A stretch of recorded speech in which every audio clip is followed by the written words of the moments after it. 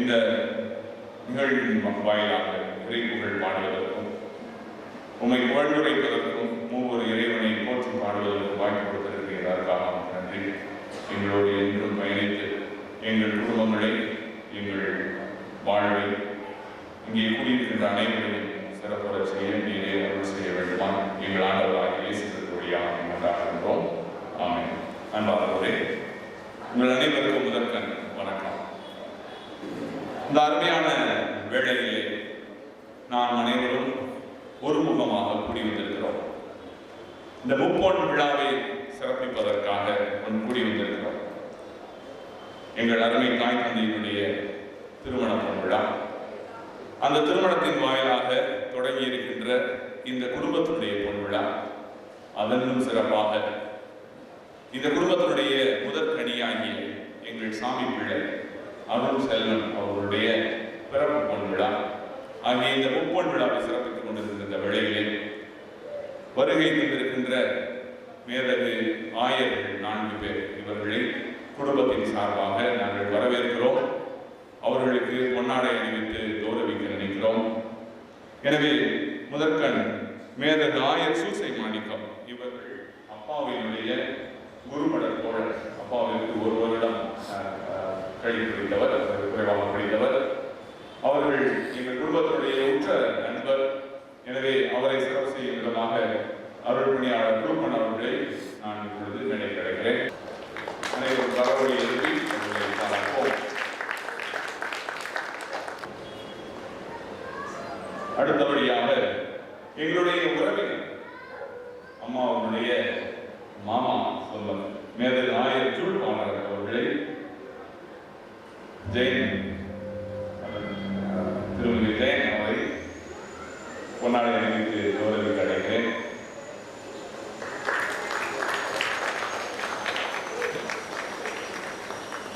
மேதகு ஆயர் Lawrence maze அவர்கள், தர்மபுரி மறை மாவட்டத்தினுடைய ஆயர் அவர்கள், எங்கள் குடும்பத்தினுடைய உற்ற நண்பர்.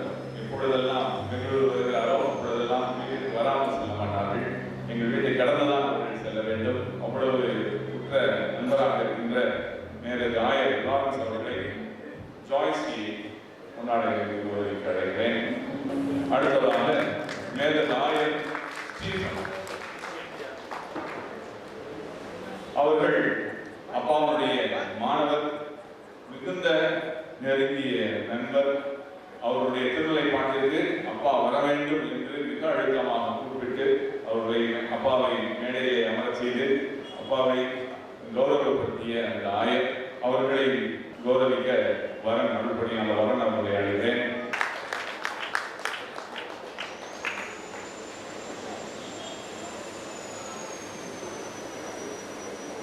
மேலுமாக இங்கே வருகை தந்திருக்கின்ற அனைத்து அருள்பணியாளர்கள், குடும்ப நண்பர்களாக பல பேர் வந்திருக்கிறார்கள், உறவினர்களாக ஒரு சில பேர் வந்திருக்கிறார்கள், அப்பாவுடைய மாணாக்கர்களாக ஒரு சில பேர் வந்திருக்கிறார்கள். மேலும் என்னுடைய மறை மாவட்டத்தில் எனது நண்பர்களாக ஒரு சில நண்பர்கள் வந்திருக்கிறார்கள். ரூபனுடைய சபை தோழர்களாக, அவருடைய சபை பொறுப்பாளர்களாக, அவருடைய இல்லத்து அதிபர்களாக ஒரு சில பேர் வந்திருக்கிறார்கள். ஆகிய அனைவரையும் உடன்கணிந்து இந்த குடும்பத்தின் சார்பாக உங்கள் அனைவரையும் வருக வருக என வரவேற்கிறோம். அடுத்தபடியாக அருள் சகோதரிகள், எங்கள் குடும்பத்தினுடைய உறவினர் சகோதரிகள் பல பேர், அதை விட நண்பர்கள் சபைகளில் இருந்து வந்திருக்கின்ற சில பேர், அப்பாவுடைய மாணாக்கர்கள் சில பேர் என பல முகங்களாக இங்கே வந்திருக்கின்ற அருள்கண்ணியர்கள் அனைவரையும் நாம் உருவகம் கொண்டு மனமகிழ்வோடு வரவேற்கிறோம். இதை விட சிறப்பாக எங்களுடைய உறவினர், அவர்கள் இல்லையே நாங்கள் இல்லை. நேற்று அருள் பணியாளர் புஷ்பராஜ் சொன்னதை போல டவுன்லோடிங் அப்லோடிங் என்றெல்லாம் சொன்னார். மிக அழகாக எங்களிடத்தில் இருக்கின்ற ஒவ்வொரு டவுன்லோடு ஜீன்ஸ் என்பது அந்த உறவு வாயிலாகத்தான் வந்திருக்கிறது.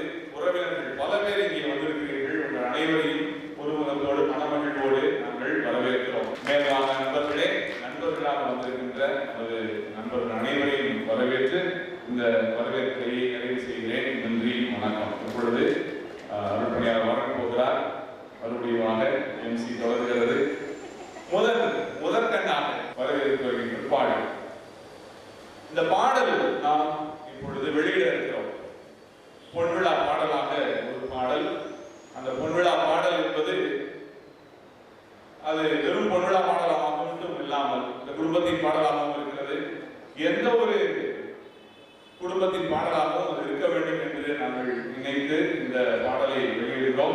இந்த பாடலை வெளியிடுவதற்கு எங்கள் மேலது ஆயர் ஸ்டீபன் அவர்கள், அவர் பெரிய ஒரு இசை மேதை. எனவே அவர்களை நான் உடம் கணிந்து இந்த பாடலை வெளியிடுவதற்கு அழைக்கிறேன். பின்னதாக முதல் பாடலாக 3 பாடல்கள் வெளியிடப்படுகின்றன. அதில் முதல் பாடலாக அவருக்கு ஜெய் பாடல் என்பதை இப்பொழுது நாம் திரையிலே கண்டு மகிழ்வோம்.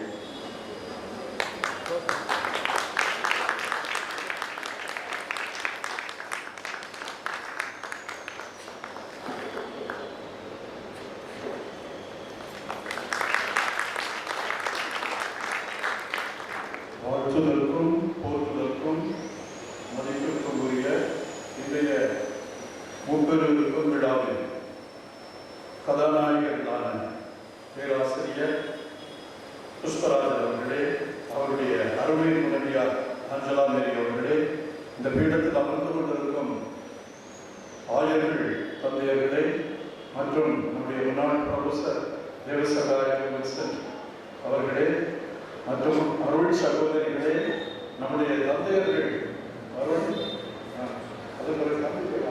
ரூபன் அவருடைய அனைத்து குழந்தைகளும், அவருடைய மருமகள், அவருடைய குழந்தைகள், உற்றார் உறவினர்கள், பெற்றோர்கள் எல்லோருக்கும் என்னுடைய வாழ்த்துதலையும் வணக்கத்தையும் தெரிவித்துக் கொள்கிறேன். இன்றைய நாள் ஒரு அற்புதமான நாள். இந்த நாளில் ஆயராகவும் இருந்து கொண்டு ஒரு துறவர வாழ்க்கையை மேற்கொண்டிருக்கின்றதான் ரொம்ப பரமப்படுகிறேன்.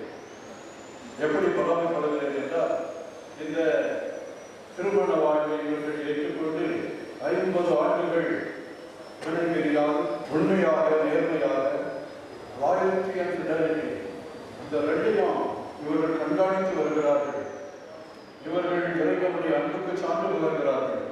இந்த அருமையான நேரத்திலே திருமணம் தெரிந்தா அல்லது துறவரம் தெரிந்தா என்று இங்கு விவாதிக்க வரவில்லை. ஆனால் திருமணத்தினுடைய அருமை பெருமைகள் எல்லாம் நாம் தெரிந்து கொண்டோம் என்றால் அந்த வாழ்க்கை தான் சொர்க்கம் என்று நமக்கு தெரியும். ஆண்டவர் இந்த உலகத்தில் மனிதர்களை படைக்கும் பொழுது ஆண்களாக படைத்தார். ஆனால் இயேசு மட்டும் திருமணம் செய்யாமல் அவர் சிலுவையில் அறையப்பட்டு வானுலகம் சென்று விட்டார் என்று நாம் அவரை வாழ்க்கை துணிக்கின்றோம். ஆனால் அவரை பொழுது இந்த விதமான கேவலமான பேச்சுக்கள் எதுவும் விபரீதத்தில் இடம் ஒதுக்கப்படவில்லை. அவர் எந்த பெண்ணையாவது நேசித்தாரா அல்லது வேறு ஏதாவது அவருக்கு வீக்னஸ் இந்த பகுதியில் உண்டா அப்படின்றது கிடையாது. இதை அவர் ஒரு பெரிய பொருட்டாக நினைக்கவில்லை. ஆனால் அவருக்கு வேண்டியவர்கள் நிறைய பேர் இருந்தாங்க. தந்தை டோமி இன்னைக்கு சொல்லுகிற போது நிறைய மதுரை அம்மாள் வந்து அவருக்கு ரொம்ப பிரியமானவர்களாக இருந்தாங்க. அவருடைய கஷ்ட துன்பம் எல்லாத்தையும் போக்குனாங்க. அதே நேரத்தில் நிறைய நேரத்தில் அவர்கள் இணைந்து ஆண்டவருடைய பாதங்களை எல்லாம் கழுவக்கூடிய அந்த பேர் பெற்றவர்கள், உயிர்ப்புக்கு பிறகு அவரை அணைத்துக் கொண்டவர்கள். இதெல்லாம் எடை கொடுக்கிறது என்றால் ஆண்டவருக்கும் அந்த பெண் இனத்திற்கும் மிகுந்த ஈடுபாடும் ஒரு ஈர்ப்பும் இணைப்பும் இருந்திருக்கிறது என்று சொல்ல வேண்டும். ஒருவேளை துறவரத்தை அதிகமாக பெரிதாக நினைத்த காரணத்தினால் விபரிய ஒப்பந்தங்கள் எல்லோரும் அதை கொஞ்சம் தள்ளி வைத்திருப்பதாக நான் கருதுகிறேன். யாருக்குமே இந்த சான்ஸ் கொடுக்கப்படவில்லை. பாதகங்களை கழுவக்கூடிய எந்த சான்ஸும் கொடுக்கப்படவில்லை. அப்படி என்றால் அந்த அருகாமை இருக்கிறது. அந்த இத்தாலியன் டைரக்டர் ஒருவர், அவருடைய பேர் தெரியவில்லை, அவர் ஒரு படம் எடுத்திருக்கிறார், The Final Temptation of Jesus. உல்டிமோ தக்காஸ்கோனே தி ஜீசஸ். அதுல அவர் ஒரு தனிப்பட்ட விதமாக அன்பு செய்ததாகவும் குடும்பம் நடத்தியதாகவும் ஒரு குழந்தைக்கு அவர் தந்தையாக இருந்ததாகவும் சொல்லப்படுகிறது. அப்படி அவர் அந்த படத்தை எடுக்கிற பொழுது அவர் ஒரு திருமணம் செய்த ஒரு நல்ல குடும்பத்துக்குள்ளவராக இருந்திருக்கலாம். ஆனால் அவர் எப்படி இயேசுவை பார்க்க விரும்புகிறார் என்றால், திருமணம் செய்து குழந்தைகளை பெற்று நமக்காக பாடுகள் பற்றி இறந்து உயிர்த்த ஒரு மனிதனை அவர் பார்க்க விரும்புகிறார். அதன் வழியாக இயேசுவை அவர் தாழ்த்தி சொல்ல விரும்புகிறது. மனிதனுடைய இயல்புகளில் இருக்கின்ற அந்த வீக்னஸ் அப்படின்னு சொல்லக்கூடியதை அது இயேசுக்கும் இருந்திருக்க வேண்டும். அதை வீக்னஸ் என்று நாம் சொல்லுகிறோம். ஆனால் உண்மையிலேயே அதை நாம் விவரித்து பார்க்கிறோம் என்றால் இறைவன் நமக்கு கொடுத்த ஒரு வரம். அந்த வரம் இல்லாமல் திருமணம் ஒன்றும் இருக்க முடியாது. ஆணை பெண்ணுக்காக படைத்தார், பெண்ணை ஆணுக்காக படைத்திருக்கிறார். அவ்வாறு பார்க்கும் பொழுது துறவரத்திற்காக தயாரிப்பு செய்து அதன் இறுதி நிலையில் அதை இறக்க முடியாமல் வெளியே வந்து அதன் பிறகு ஆஞ்சலா மேரியை மணந்து இப்பொழுது 2 குழந்தைகளை ஆண்டவர்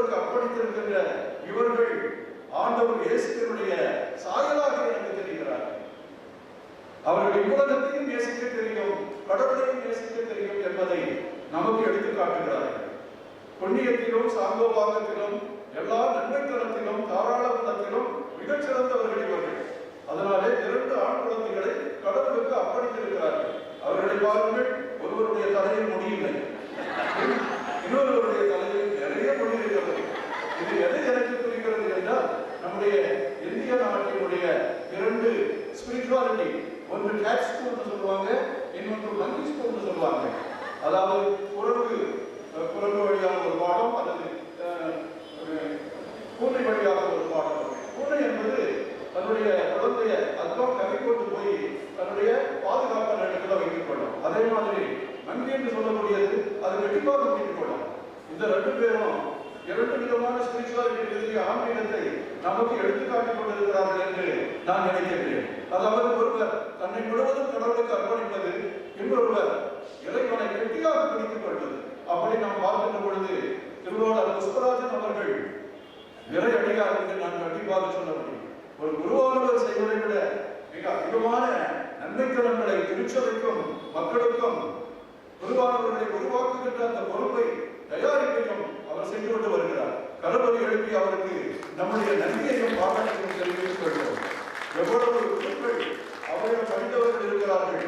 நானும் அவரிடம் படித்தவன் தான், ஆயராக மாறியிருக்கிறேன் என்பதை கேட்டவுடனே மிகுந்த சந்தோஷப்பட்டார்கள். துறவரத்தில் இருந்தும் இல்லறத்தாரை பார்த்து அவர்களுக்கு மதிப்பு கொடுப்பது அவர்களுக்கு மிகுந்த ஒரு நல்ல ஒரு மனப்பான்மையாக இருக்கிறது.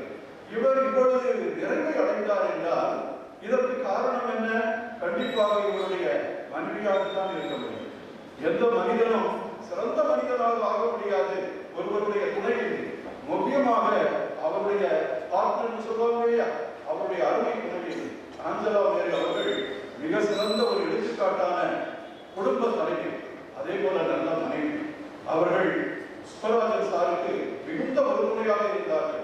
முதல் குழந்தை பிறந்த போதே கஷ்டமான நேரம், அந்த சூழ்நிலைகளும் கடவுளுடைய திருவிழம் இதுதான் என்று ஏற்றுக்கொண்ட அந்த பெருமை இருக்கிறதே, அதைவிட சிறந்த பெருமை இருக்க முடியாது. அதன் பிறகு 3 குழந்தைகளை பெற்று பேரப்பிள்ளைகளை பெற்று இவர்கள் மனமகிழ்ச்சி அடைவதை பார்த்து இந்த திருச்சபையை மகிழ்கின்றது. தந்தை டொமினிக் அவர்கள் சொன்னார்கள், இந்த திருச்சபையை இவர்கள் நிறைய அன்பு செய்தார்கள் என்று. திருச்சபை மட்டுமல்ல, குடும்பத்தையும் மிக அருமையாக அன்பு செய்தார். அந்த குடும்ப காவியம் ஒன்றை விவிலியத்தில் எழுதி மிகப்பெரிய ஒரு பெயரை பெற்றிருக்கிறார். ஒவ்வொரு குடும்பத்தையும் அலசி ஆராய்ந்து அதனுடைய குடும்ப வாழ்க்கை வாழ்ந்தவர்களால் அதன் அனுபவத்தை தெரிந்தவர்களால் தான் அதை எழுத முடியும். அதனால அந்த குடும்பத்தில் ஏற்படும் இந்த சச்சரவுகள், சண்டைகள், இவைகள் எல்லாவற்றையும் அவர்களும் மேற்கொண்டு இந்த நேரத்திலும் இறைவனுக்கும் ஒருவருக்கும் அவர்கள் பிரமாணிக்கமாக இருந்தது மிகவும் அற்புதமாக இருக்கிறது. அடுத்தது, வையத்துள் வாழ்வாங்கு வாழ்பவன் ஆமுறையின் தெய்வத்துள் வைக்கப்படும். வையத்துள் வாழ்வாங்கு வாழ்பவன் யார்? துறவியை பற்றி பேசவில்லை வள்ளுவர். அவர் யாரை பற்றி பேசுகிறார்? இல்லறத்தாரை பற்றி பேசுகிறார். இல்லறத்தாரின் இறுதி குரலாக இந்த குரல் வருகிறது. வையத்துள் வாழ்வாங்கு வாழ்பவன் அதிகமாக சண்டையிட மாட்டான், பொய் சொல்ல மாட்டான், நீதி நேர்மை இவைகளை கடைபிடித்து நடப்பான், எளிமையாக இருப்பான், எல்லாருக்கும் இனிய நண்பனாக இருப்பான், நல்ல கணவனாக இருப்பான். இந்த பண்புகளை எல்லாம் நாம் அவரிடம் பார்க்கிறேன். அது மட்டுமல்ல, இவரை பல இடங்களில் இருக்கும் பொழுது நானே அழைத்து குருவானவர் கொடுக்கக்கூடிய அந்த பேச்சை இவரே கொடுக்கும்படியாக வைத்திருக்கிறேன். இவருடைய பேச்சை கேட்ட பெருமானவர்கள் எல்லாரும் வியந்து அவரை பார்த்திருக்கிறார்கள். பல கல்லூரிகளுக்கும் பல புரவர சபையினருக்கும் இவர் ஒரு பொது நிலையினராக இருந்து கொண்டே அவர்களுக்கு இறை அன்பை பற்றியும் ஞானத்தை பற்றியும் விவிலியத்தை பற்றியும் தத்துவங்களை பற்றியும் எடுத்து சொல்வது மிக அலாதியாக இருக்கின்றது. அதனால எல்லாருடைய பெயரையும் பெற்றிருக்கிறார். மேலும் அவருக்கு தெரிந்த நல்ல அறிஞர்களும் பெரியவர்களும் இங்கே வந்திருப்பது ஒரு மிகப்பெரிய சால சிறந்தது. எனவே நல்ல விதமாக வாழ்ந்து அற்புதமாக இந்த நல்ல வாழ்க்கையை வாழ்ந்து சுகமாக இருக்கின்றவர்களை பார்க்கும் பொழுது துறவரத்தில் இருக்கின்ற நமக்கெல்லாம் கொஞ்சம் கஷ்டமாக தான் இருக்கும். இந்த வாழ்க்கை இருந்தால் இப்படி நல்லா இருந்திருக்குமோ, நமக்கு ஒரு துணை இருந்திருக்க வேண்டுமோ? அன்புக்குரியவர்களே, துறவரம் இல்லறம் இல்லாமல் கிடையாது. இல்லறத்தில் இருந்துதான் துறவரம். நீங்கள் தான் எங்களுடைய தாயுந்தையர்கள், நீங்கள் தான் போற்றுதற்குரியவர்கள், நீங்கள் தான் வழிகாட்டிகள், நீங்கள் தான் எங்களுக்கு விமரிசையாக அல்லது எல்லாவற்றுக்கும் மேல்வரி சட்டமாக இருந்தவர்கள். உங்களை வாழ்த்துகிறோம். புஷ்பராஜன், அஞ்சலா அவர்களையும் நாங்கள் வாழ்த்துகிறோம். எங்களுக்கு நீங்கள் நேர்வழி சட்டமாக இருந்திருக்கிறீர்கள். உங்களுக்கு நாங்கள் தேவையா? கடவுளுடைய ஆசீர்வாதத்தை பெறுவதற்கு ஆசீர்வாதம் அல்லது உங்களுக்கு குணம் அல்லது எல்லாவித சிக்கல்களிலும் ஒரு தீர்வு அடைய இறைவனை கொண்டாடி உங்களுக்கு வரங்களை பெற்றுத் தருவதுதான் இந்த துறவரத்தாருடைய. அந்த துறவரத்தார் இறைவனை அன்பு செய்து அவர்களை உங்கள் அருகாமையில் கொண்டு வருகிறார்கள். உங்கள் தொந்தரவுகளுக்கும் நோய்களுக்கும் சட்டைகளுக்கும் எல்லாம் தீர்வு அளிக்கக்கூடியதுதான் துறவரம். அந்த துறவரத்தின் மேன்மையையும் இல்லறத்தின் புனிதத்தையும் நீங்கள் போற்றி பாதுகாத்திருக்கிறீர்கள். இதற்காக நான் உங்களை வாழ்த்துகிறேன். அதே நேரத்தில் நம்முடைய புஷ்பராஜன் சார் மிகவும் ஞானமுடையவர். அவர் எடுத்து எழுதுவதில் மட்டுமல்ல, பேச்சு பேசுவதில் மட்டுமல்ல, கற்றுக் கொடுப்பதில் மட்டுமல்ல, சிந்தனையாக இறை அடியாராக இருந்து புதிய புதிய பாடல்களை எல்லாம் ஏற்றிருக்கிறார். அதுல எனக்கு மிகவும் பிடித்த பாடல் பாபா பாடல். அந்த பாடலை பாடுறீங்களா? இங்கே இருக்கு இந்த பாடல். அதுல கடவுளை உறவாக, வாழ்வாக, உயிராக, இசையாக பார்க்கிறார். கடவுளை எப்படி கற்பனை செய்து பார்க்கிறார் தெரியுமா? உறவாக, வாழ்வாக, உயிராக, இசையாக நீ என்னிடம் வர வேண்டும். இறுதியாக அவர் ஆண்டவரை எப்படி பார்க்கிறார் என்றால் ஒரு தாயாக. தாய்க்கு கூட அன்பு வற்றி போகலாம், ஆனால் கடவுளுக்கு அந்த அன்பு வற்றி போகாது. கடவுளுடைய அன்பை பற்றி சொல்லுகிற பொழுதும் கூட அது தாயினுடைய அன்பைத்தான் எடுத்துக்காட்டாக சொல்லி இசையாக இறைவாகிற மற்ற நண்பர்களும் எல்லா கடவுளுடைய புனிதர்களும் சொல்லுகிறார்கள். தாயிற்கு எந்த அளவுக்கு மேன்மையானது என்பதை இந்த பாடல்கள் வழியாக வரைந்து அவரே ஒரு தியானமாக மாறி, அவரே ஒரு ஞானியாக மாறி ஆண்டவரிடம் அவர் ஜெபிப்பது மிகவும் அருமையாகவும் அற்புதமாகவும் உள்ளது. எனவே பலவித திறமைகளையும் பண்புகளையும் கொண்ட புஷ்பராஜன் ஆஞ்சலா தம்பதியர்களை வாழ்த்துகிறேன். இறைவன் உங்களுக்கு அருள் ஈந்து வளம் ஈந்து அனைத்து நன்மைகளையும் ஈந்து இனியும் வருகின்ற நாட்களிலே மகிழ்ச்சியும் ஒற்றுமையும் சமாதானம் உடையவர்களாக வாழ்ந்து நிறைய பேருக்கு நீங்கள் வழிகாட்டியாக இருக்க வேண்டும் என்று வாழ்த்தி என்னுடைய உரையை முடித்துக் கொள்கிறேன். நன்றி. எங்களுடைய மறைமாவட்டத்தின் சார்பாகவும் என் சார்பாகவும் இந்த இருவருக்கும் இந்த சிறிய பரிசு பொருட்களை கொடுத்து நான் வாழ்த்துகிறேன்.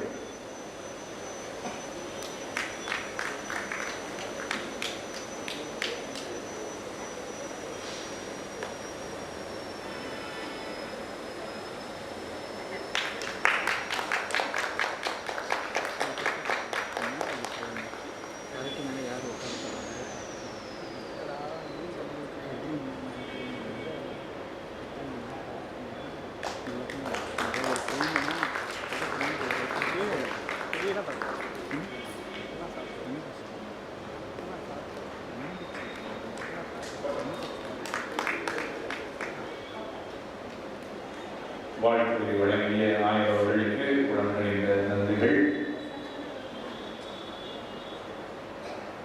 அடுத்து அவருக்கு பாடலை நாம் காணொலியாக காண இருக்கிறோம். அதை பாடிய எங்கள் அருமை அண்ணன் ஜோசப் தேராஜ் அவர்களுக்கும், அதற்கு இந்த காணொலி வீடியோகிராஃபி வீடியோ எடிட்டிங் செய்த திருமதி சோபியா அவர்களுக்கும் நன்றிகளை தெரிவித்துக் கொண்டு, அப்பாவுக்கு இந்த பாடல் ஏன்னா அவங்க ரொம்ப நாள் இது என்ன இந்த பாட்டை எனக்கு காமியாக பண்ணிக்கிறீங்க, சர்ப்ரைஸாக வச்சுட்டே இருக்கிறீங்க, என்ன விஷயம் என்று சொல்லிக்கொண்டே இருந்தார்கள். இதோ இப்பொழுது அந்த பாடல் நமக்கு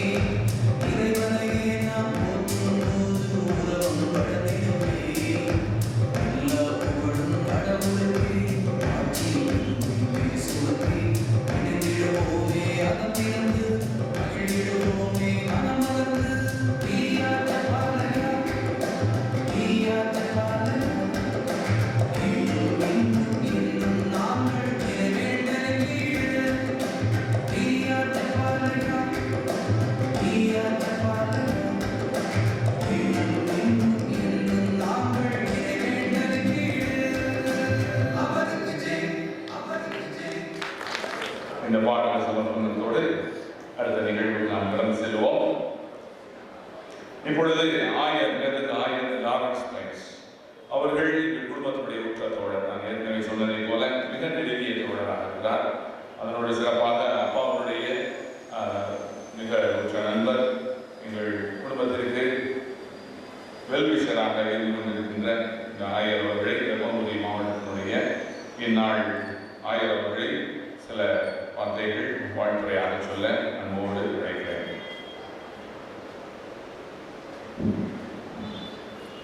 பொன்விழா தம்பதியான டாக்டர் புஷ்பராஜன், அவருடைய துணைவியார் ஆஞ்சலா மேரி, பிறப்பில் பொன்விழா கொண்டாடுகின்ற திரு அருள், ஆயர் பெருமக்களே, அருள் தந்தையர்களே, அருள் சகோதரிகளே மற்றும் சகோதர சகோதரிகளே, இந்த காணொளி காட்சியை பார்க்கும்போது நம் அனைவருக்கும் ஏற்படுகின்ற உணர்வு, வாட் a beautiful family, அருமையான ஒரு குடும்பம் என்ற உணர்வு அனைவருக்கும் ஏற்படுகிறது.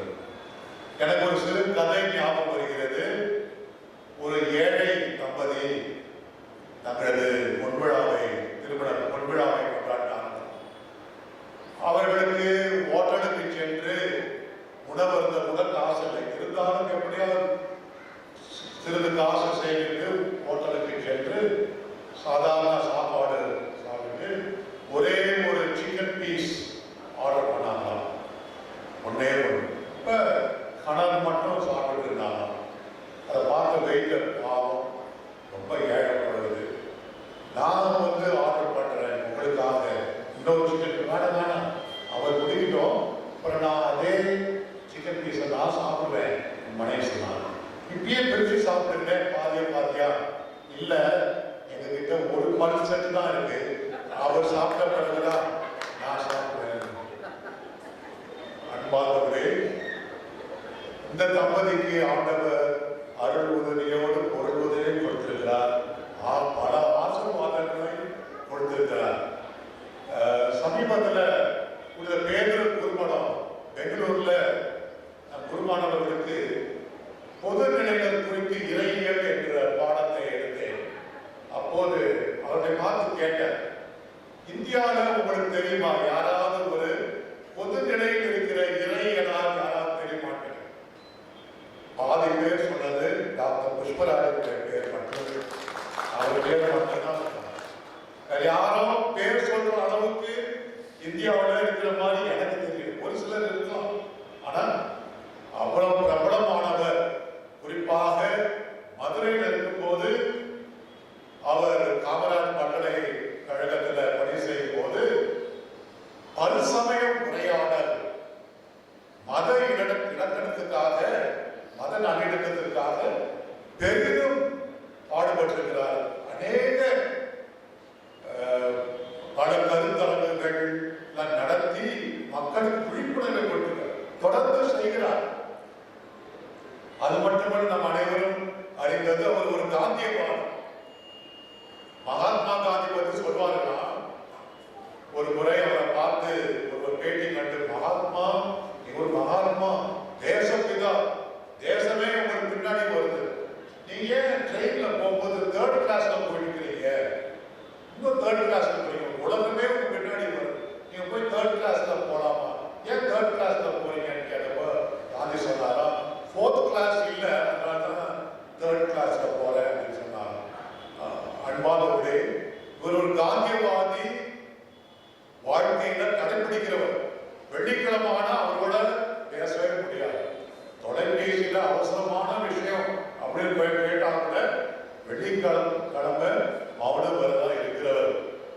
அவர் காந்திய பண்புகளை எல்லாம், மதிப்பீடுகளை எல்லாம் கடைபிடிக்கிறவர். தனிப்பட்ட விதத்திலே நான் என்னுடைய தீசிஸ், என்னுடைய டாக்டர் பட்டத்துக்கு நான் எழுத வேண்டிய அந்த ஆராய்ச்சி கட்டுரை பெரிதும் உதவியா இருந்தவர். அது மட்டுமல்ல, அதை அச்சிட பல மணி நேரம் என்னோடு அமர்ந்து, கம்ப்யூட்டர் மேல அமர்ந்து எனக்கு உதவி செய்யும். அவர் பல விதங்களில் நான் அவருக்கு கடமைப்பட்டிருக்கிறேன். இங்கு வருவதை ஒரு கடமையாக மட்டுமல்ல, ஒரு மகிழ்ச்சியாகவும் நான் கருதுகிறேன்.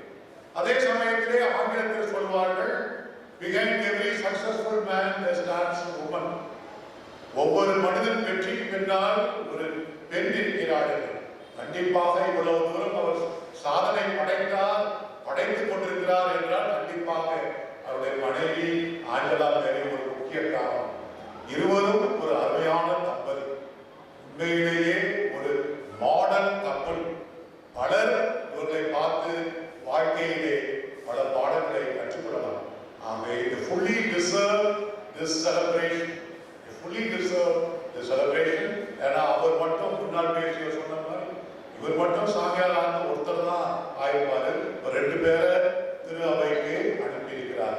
ஆகவே என்னையும் அழைத்து கௌரவப்படுத்திய இந்த தம்பதிக்கு உங்கள் அனைவர் சார்பாக பலத்த காரமொழி எழுப்பி வாழ்த்துக்களையும் பாராட்டுகளையும் தெரிவிக்கிறேன். அவர்கள் இருவரும் பவள விழாவை கொண்டாட வேண்டும் என்று வாழ்த்துகிறேன். நன்றி.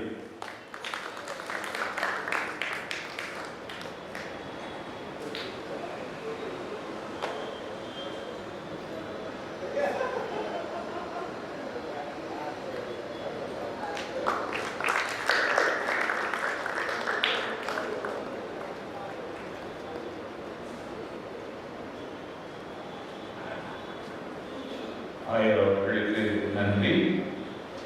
அடுத்தபடியாக பொன்விழா நாயகர்களை நாம் அனைவரும் இணைந்து மரியாதை செய்ய வேண்டிய நேரம்.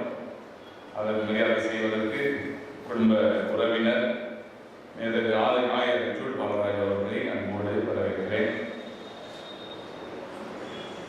எனக்கு பேசுறதுக்கு நேரம் கொடுக்கல, அதனால திரும்பிக்கல. ஒரு 1 நிமிஷம் இல்லை. அன்பு முனைவர் புஷ்பராஜ் அவர்கள், நம்முடைய அன்பு மனைவி. There are people of achievements,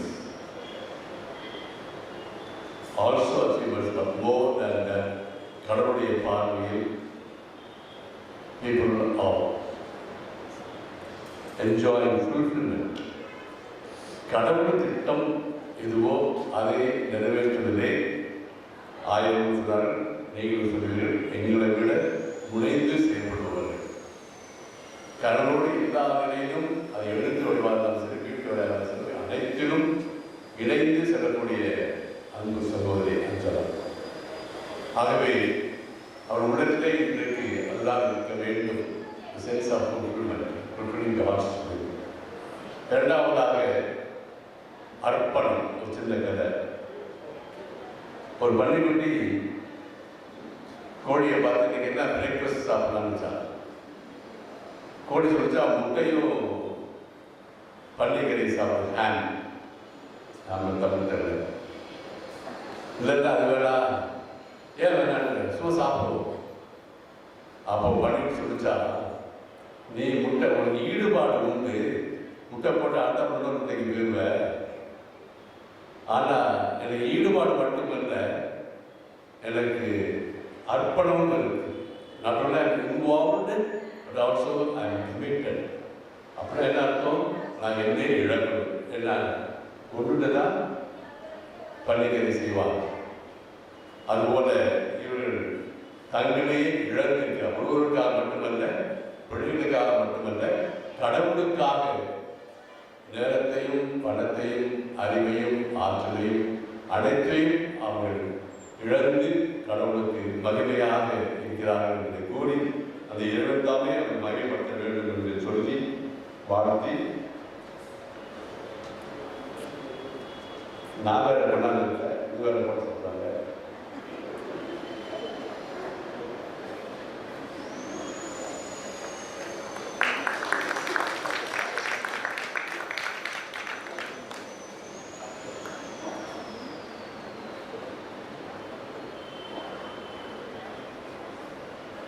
அனைவரும் அவர்களை எழுப்பி அவர்களை வணங்குவோம்.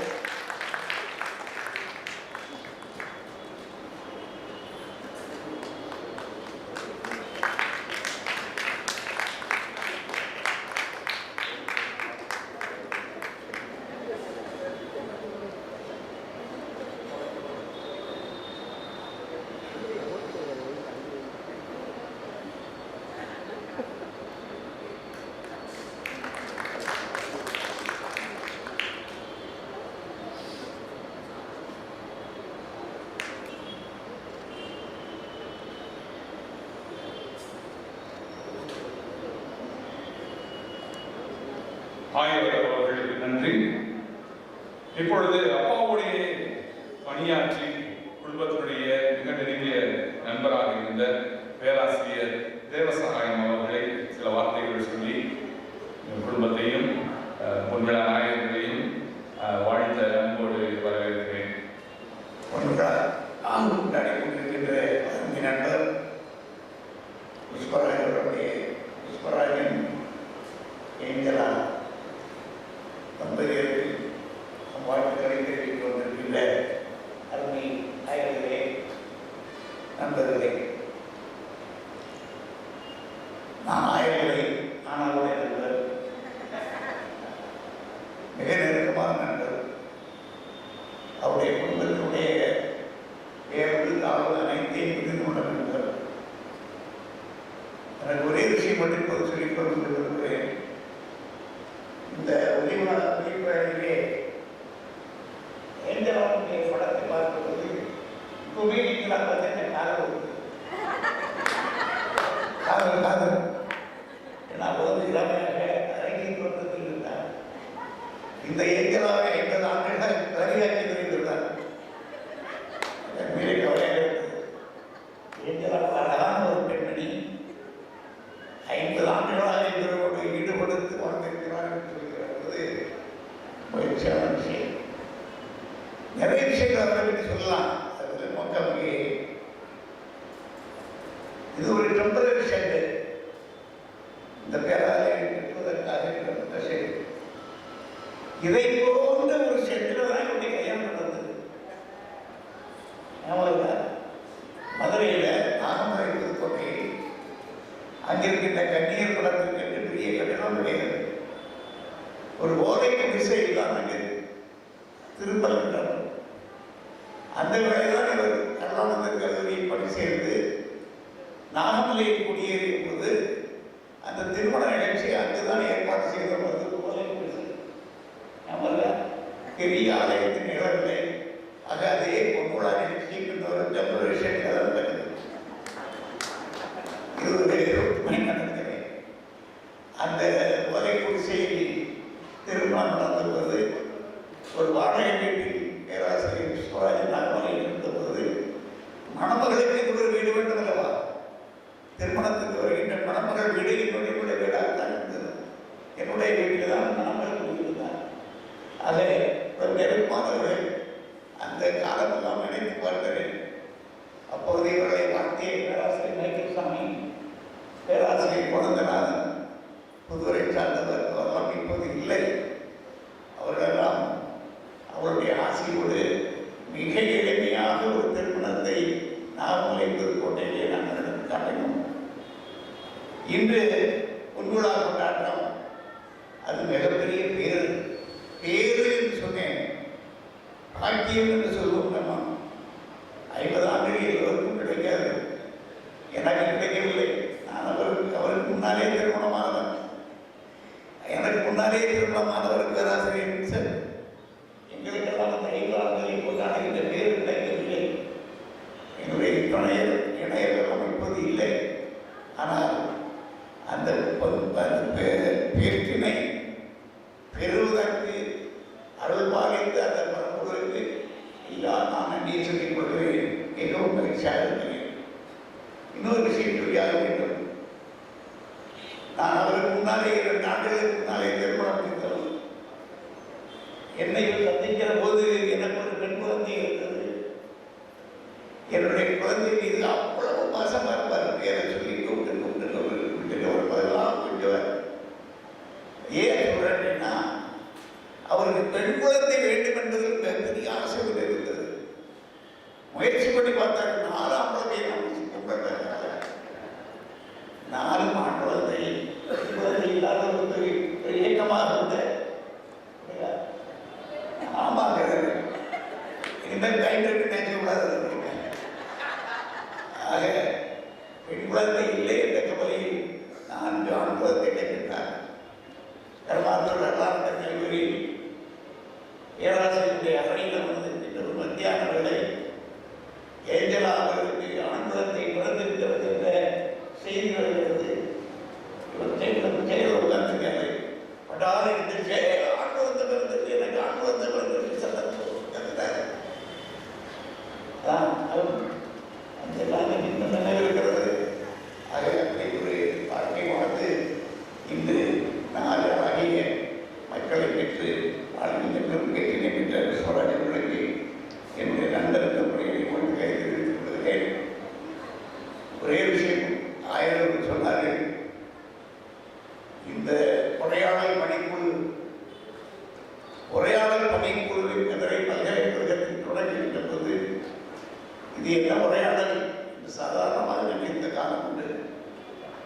மேலே ஒரு கூட்டத்தில் அன்னை இப்போது நடக்கின்ற பலவாத பிஜேபி அரசு பற்றி சொல்கின்ற போது சொன்னேன், ஜனநாயகம் எங்கு இருக்கிறது இல்லையோ அங்கு உரையாடல் இல்லை, உரையாடலும் உறவும் இல்லாத இடத்தில் ஜனநாயகம் இல்லை.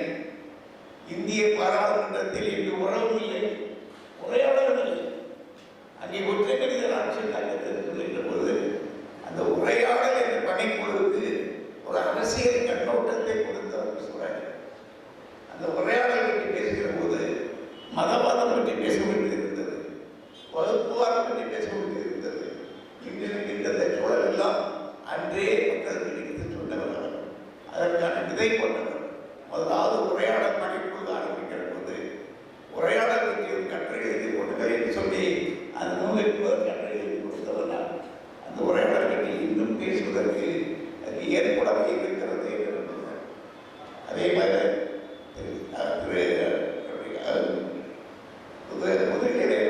பொதுநிலையினரை அதிகாரப்படுத்துகிறது, அதிகாரப்படுத்துகின்ற எம்பாவை தள்ளிவிட்டு சண்டை இடைகளில் இருந்து அந்த சண்டை இடையில் பொதுநிலை பற்றிய குறிப்புகளை எல்லாம் மக்களுக்கு திருப்பி திருப்பி சொல்லி அந்த பொதுநிலையினரை அதிகாரப்படுத்துகின்ற அந்த பெரும்படியை செய்தவர் என்று சொன்னால் இதெல்லாம் வரலாறு மறக்காது. எனக்கு ஒரே கவலை, இவர் மதுரை விட்டு பெங்களூர் போயிட்டார் அப்படின்னா, பெங்களூரில் பயிரை விடுது இந்த தமிழ்நாட்டில் இருக்காது இருந்தாலும் கூட நீ தமிழ்நாட்டை விட்டு போனது சரியில்லை, தமிழ்நாட்டுக்கு மீண்டும் வர வேண்டும், மீண்டும் இங்கே தொடர வேண்டும் என்பது என்னுடைய ஆசை. அந்த அடிப்படையிலே புஷ்பராஜன் நிறைய பேசுவதற்கு நேரமில்லை. நீங்கள் ஆற்றிய பணி மிகப்பெரிய பணி, ஆட்சி வருகின்ற பணி மிகப்பெரிய பணி. அந்த பணி வெறும் குறும்படத்திற்குள்ளும் பெங்களூருக்குள்ளும் முடிந்து விடாமல் அங்கிருந்து வெளியே வந்து சமூகத்திற்குள்ளும் சமூக பணியாக அரசியல் பணியாக மாறுவதற்கான ஆற்றலும் அறிவும் உங்களுக்கு உண்டு என்பதனால் உங்களுடைய பணித்தளத்தை பணி நோக்கை இன்னும் நீங்கள் வாழ்வதற்கு செய்வதற்கு நேரம் இருப்பதால் செய்வீர்கள் நம்பிக்கையை வாழ்த்தி விடைபெறுகிறேன். நன்றி, வணக்கம்.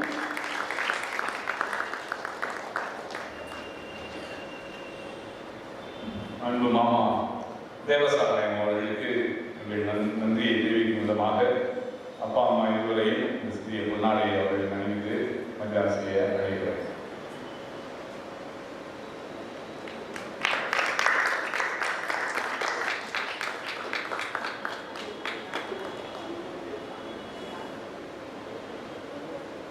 பேராசிரியர் தேவசாயம் அவர்களுக்கு நன்றி.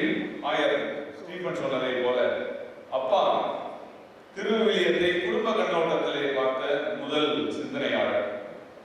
அதை வெகு காலமாக விவிலிய விருது என்ற இதழிலே எழுதி வந்தார்கள். அருள்பணியாளர் எல்பின்ஸ்டன் அவர்கள் அவருடைய அந்த அவர் நடத்துகின்ற அந்த ஏழிலே வந்து கொண்டிருந்தது. அவற்றையெல்லாம் தொகுத்து இப்பொழுது ஒரு அருமையான ஒரு நூலாக செலஸ்டியல் மல்டிமீடியா அவர்களே அதை செய்திருக்கிறார்கள். எனவே அவர்களையும் வாழ்த்துகிறோம். எனவே இப்பொழுது இந்த நூல் வெளியிடப்படுகிறது. அந்த நூலை அறிமுகம் செய்யுமாறு ஃபாதர் எல்பின்ஸ்டன் அவர்களை அன்போடு அழைக்கிறேன். இன்றைய முப்பெரும் விழாவில் கதாநாயகர்களாக ஆய்ந்து அறிந்து அமைதியாக அமர்ந்திருக்கும் மரியாதைக்குரிய பேராசிரியர் புஷ்பராஜன் ஆஞ்சனாவேலி அவர்களே, உங்களை 100 ஆண்டு காலம் வாழ்க என வாழ்த்துவதோடு டாக்டர் புஷ்பராஜன் அவர்கள் எழுதிய திருவிவிலியம் ஒரு குடும்ப காவியம் என்ற நூலை அறிமுகம் செய்வது எனக்கு பெருமகிழ்ச்சி தருகிறது. ஆழமான அறிவு, அன்பான பழகும் திறன், ஓய்வறியாத உழைப்பு, ஒப்புயர்வற்ற ஆய்வுத்தன்மை, இயேசுவின் நற்செய்தி பண்புகள், இறையாட்சி கனவுகள் எல்லாம் ஒன்றாக கொண்டு நாம் எல்லோரும் இதயங்களையும் வென்றெடுத்துக் கொண்டிருக்கக்கூடியவர் தான் டாக்டர் புஷ்பராஜன். ஊரடங்கும் ஆலமரம் என்று சொல்வார்கள். ஆலமரத்திற்கு விட அழகாக ஊரில் உள்ள எல்லோரும் அமர்ந்து இன்புறுவார்கள். அப்படி இந்த பொன்விழா காணும் குடும்பத்தினுடைய இதயமாக அதில் உள்ள மகிழ்வு, அன்பு, அமைதி, சாதனை, வெற்றி அனைத்தையும் ஒன்று சேர்த்து இயக்கக்கூடிய மைய முக்கியமான புள்ளியாக இருக்கக்கூடியவர் தான் நம்முடைய அன்புக்கும் பாசத்துக்கும் உரிய அஞ்சலா மேரி அவர்கள். இவர்களது திருமண பொன்விழாவிற்கு அருமையை, பெருமையை, பெரும்புகழை, கௌரவத்தை, போற்றுதலை சேர்க்க இங்கு வருகை புரிந்து எழுந்தருளி இருக்கிறார்கள். நம் சிந்தையிலே உயர்ந்து நிற்கும், நம்முடைய வணக்கத்திற்கும் மரியாதைக்கும் உரிய, நம் நெஞ்சத்திற்கு நெருக்கமான 4 திரு அவை தலைவர்கள், அம்மாயர்கள். நம்முடைய மக்களில் உயரத்தை எட்டி பிடித்தவர்களை பார்க்கும் போதெல்லாம் நம் உள்ளத்திலே பேருரை உண்டு. அந்த விதத்திலே பல பேராளுமைகள் சார் இருக்கிறார்கள். டாக்டர் இன்னும் எத்தனையோ பேராளுமைகள் இருக்கிறார்கள். இந்த எல்லா பேராளுமைகளையும் வாழ்த்துகின்றேன், வழங்குகின்றேன். சில ஆண்டுகளுக்கு முன்னால், சுமார் 7 ஆண்டுகளுக்கும் விவிலியத்திலே உள்ள சில கட்டுரைகளை எழுதினால் நன்றாக இருக்குமே என்று நம்முடைய டாக்டர் புஷ்பராஜன் அவர்களை நான் கேட்டுக்கொண்டேன். என்னுடைய கனவின் ஓரத்திலே கனிந்த ஒரு கருத்து செறிவை செதுக்கி சிற்பமாக்கி பார்வூற்றும் ஒரு மிக உயர்ந்த காவியமாக, குடும்ப காவியமாக இவ்வளவு சிறப்பாக இவர்கள் மாற்றுவார்கள் என்று நான் நினைக்கவில்லை. 2 வத்திக்கான் சங்க ஒளியிலே மறுமலர்ச்சிகளை உள்வாங்கி விவிலிய நுட்பங்களை, விவிலிய இனிமைகளை, விவிலிய நீதிகளை, விவிலிய பாரம்பரியங்களை ஆழ்ந்து ஆய்ந்து பாமரரும் பயன்படும் எளிய முறையிலே பெரிய காப்பியமாக நம்முடைய பாசத்திற்குரிய டாக்டர் புஷ்பராஜன் அவர்கள் ஒரு நூலாக ஆக்கியுள்ளார்கள். திருவிவிலிய ஆராய்ச்சி என்று சொல்வது எளிதானதல்ல. ஆய்தல் என்பது நுட்பமாக தேடுதல், தேர்ந்து தெளிதல், அது விரிந்தது, பறந்தது, ஆழமானது. ஒரு புதுநிலையினராக, குடும்ப தலைவராக விவிலிய வார்த்தைகளின் உள் நுணுக்கங்களை, கருத்து கருதுரங்களை அகழ்ந்தெடுத்து ஒரு அற்புதமான குடும்பங்களுக்கு வழிகாட்டும் ஒளியாக ஒரு நூலை தந்திருக்கிறார். இந்த நூலினுடைய கட்டுரையுடைய தலைப்பு வாசித்தாலே இது நன்றாக தெரியும். முதல் தலைப்பு வரலாற்று ஓவியமா, குடும்ப காவியமா, மணமகளே பாபா, தேவனே நடத்தி வைத்த திருமணம், அவன் பாடிய முதல் கவிதை, தனித்து வாழ துடிக்கும் இளம் சிட்டுக்கள், அந்த இன்பவனம், நம்பிக்கை குடும்பம், பெண்பார்க்கும் படலம், திருமணத்தின், குடும்பத்தின், காதலில் பல்விதமான பரிணாமங்களை அற்புதமாக ஒவ்வொரு வரிகளிலும் எடுத்துரைப்பதை நாம் இந்த நூலிலே பார்க்க முடிகின்றது. விவிலியத்தை ஊன்றி படித்து சூழ்நிலைப்படுத்தக்கூடிய இந்த காலகட்டத்திலே திருவிவிலியத்தின் அடிநாதமான பழைய ஏற்பாட்டை மறுவாசிப்பு செய்து அதில் தொடர்ந்தும் நிற்கும் ஆழமான கருத்துக்களை அறிந்து தெளிந்து தியானித்து கிறிஸ்தவ குடும்பங்கள் நலமான வாழ இந்த நூலிலே புதிய வழிகாட்டி வெற்றி பெற்றுள்ளார்கள் நம்முடைய ஆசிரியர்கள். நீரின்றி அமையாத உலகம் என்பது போல திருவிவிலியமின்றி கிறிஸ்தவ குடும்பம் அமையாது, நலன் பெறாது என்பதை அழுத்தமாக, திருத்தமாக கிறிஸ்தவ பாரம்பரியம், கிறிஸ்தவ குடும்ப அன்புகள் என்ற பாசறையிலே அழகாக பதிவு செய்திருக்கிறார் நம் ஆசிரியர். உலகிலேயே மிகவும் சிறப்பான ஒரு விவிலிய லைப்ரரி என்றால் ரோமையில் உள்ள விவிலியம் என்று சொல்லுவார்கள். சில ஆண்டுகள் அந்த நூலகத்திலே விவிலிய புத்தகங்களை தேடி பிடிக்கக்கூடிய வாய்ப்பு எனக்கு கிடைத்ததுண்டு. என்னுடைய சிறிய அறிவில் 20 நூற்றாண்டுகளாக விவிலிய வரலாற்றிலே மேலை நாட்டவர் கூட செய்யாத ஒரு அற்புதமான ஆய்வை, விவிலியத்தின் குடும்பத்தின் பண்புகள் எழுந்து நிற்பதை அற்புதமாக ஒரு இந்தியன் சாதித்திருக்கிறார் என்றுதான் நான் இந்த நூலை பார்க்கும்போது சொல்ல வேண்டும். தேன் கலந்து பால் கலந்து தெவிட்டாத சுவை கலந்து விவிலிய நிகழ்வுகளை கேட்போர் மனம் மெய்யான பெருமிதத்தில் நெஞ்சை அண்டும் சிலம்பு போல உள்ளத்தை கொள்ளை உள்ளும் உயர்ந்த காவியமாக படித்திருக்கும் நம்முடைய பேராசிரியர் டாக்டர் புஷ்பராஜன் அவர்கள் மிகுந்த போற்றுதற்குரியவர்கள். தாய் தமிழிலும் அயல்மொழியிலும் பெரும் பாண்டியத்தையும் பெற்றவர். பேரறிஞர், மாமேதை, எழுத்தாளர், தத்துவம், இறையியல், ஆன்மீகம் எல்லாவற்றிலும் வல்லவர் என்றெல்லாம் கேள்விப்பட்டிருக்கிறோம். ஆனால் இவர் விவிலிய அறிவு நிறைந்தவர், விவிலிய ஆய்வு திறனில் அளவில்லாதவர், விவிலிய அறிவு செல்வத்தை அடர்ந்தும் தொடர்ந்தும் தேடுபவர், அந்த விவிலியத்தை அறிந்து கொள்வதற்காக ஓய்வில்லாது உழைப்பவர் என்பதை இவருடைய திருக்குடும்பம் திருவிவிலிய குடும்ப காவியம் என்ற நூலானது அற்புதமாக காட்டுகிறது. வாட்டமில்லாத மாணிக்க வாசகரின் வாசகத்தை கேட்ட பொழுது அங்கிருந்த பறவைகள், பொல்லாத விலங்குகள் கூட மனமாறலாம். இன்று குடும்பத்திற்கு மிகவும் சிறந்த உதவியாக அருமையான பொக்கிஷத்தை தந்திருக்கக்கூடிய இவருக்கு நிகர் இவர்தான். குடும்பத்தில் அல்லலும் குடும்பங்களுக்கு அருமருந்தாக அவற்றை நல்வழிப்படுத்த, செம்மைப்படுத்த தன்னுடைய அனுபவங்களை, தன்னுடைய அறிவை, ஆற்றலை, ஆய்வை தந்து இவர் ஈடு இணையற்ற ஒரு பொக்கிஷத்தை நமக்கு தமிழிலே தந்திருக்கிறார். இந்த இவருடைய படைப்பு இவரை இந்த நூலானது ஒவ்வொரு கிறிஸ்தவ குடும்பத்தையும் கிறிஸ்தவ பண்புகளிலே வளர்க்க முடியும். ஒவ்வொரு கிறிஸ்தவ குடும்பத்தின் பிரச்சனைகளுக்கும், பிளவுகளுக்கும், துன்பங்களுக்கும், வேதனைகளுக்கும் நல்வழி சொல்ல முடியும். அப்படிப்பட்ட விதத்திலே இந்த நூல் எல்லோருடைய இல்லங்களிலும் இருக்க வேண்டிய ஒரு அற்புதமான நூல். அதை படைத்த இந்த பேராசிரியரை பாராட்டுகிறேன். இதுபோன்ற நல்ல படைப்புகள், அதுவும் விவிலியம் சார்ந்த ஆய்வு படைப்புகள் இன்னும் அதிகமாக தர வேண்டும் என்று வாழ்த்தி வணங்கி இவருடைய வெற்றியின் பொன்புறமாக இப்புறமாத்தோரை போது கொடுத்தவங்க அவருடைய துணையாளர் சார். இந்த தடவை ஆர்டிக்கிள் வரலையேன்னு கேட்பேன். சார் சொல்லுவார், நான் எழுதிட்டேன், ஆனால் அம்மையாரை வந்து என்னை இப்படி மாத்திரம் கொடுக்கல.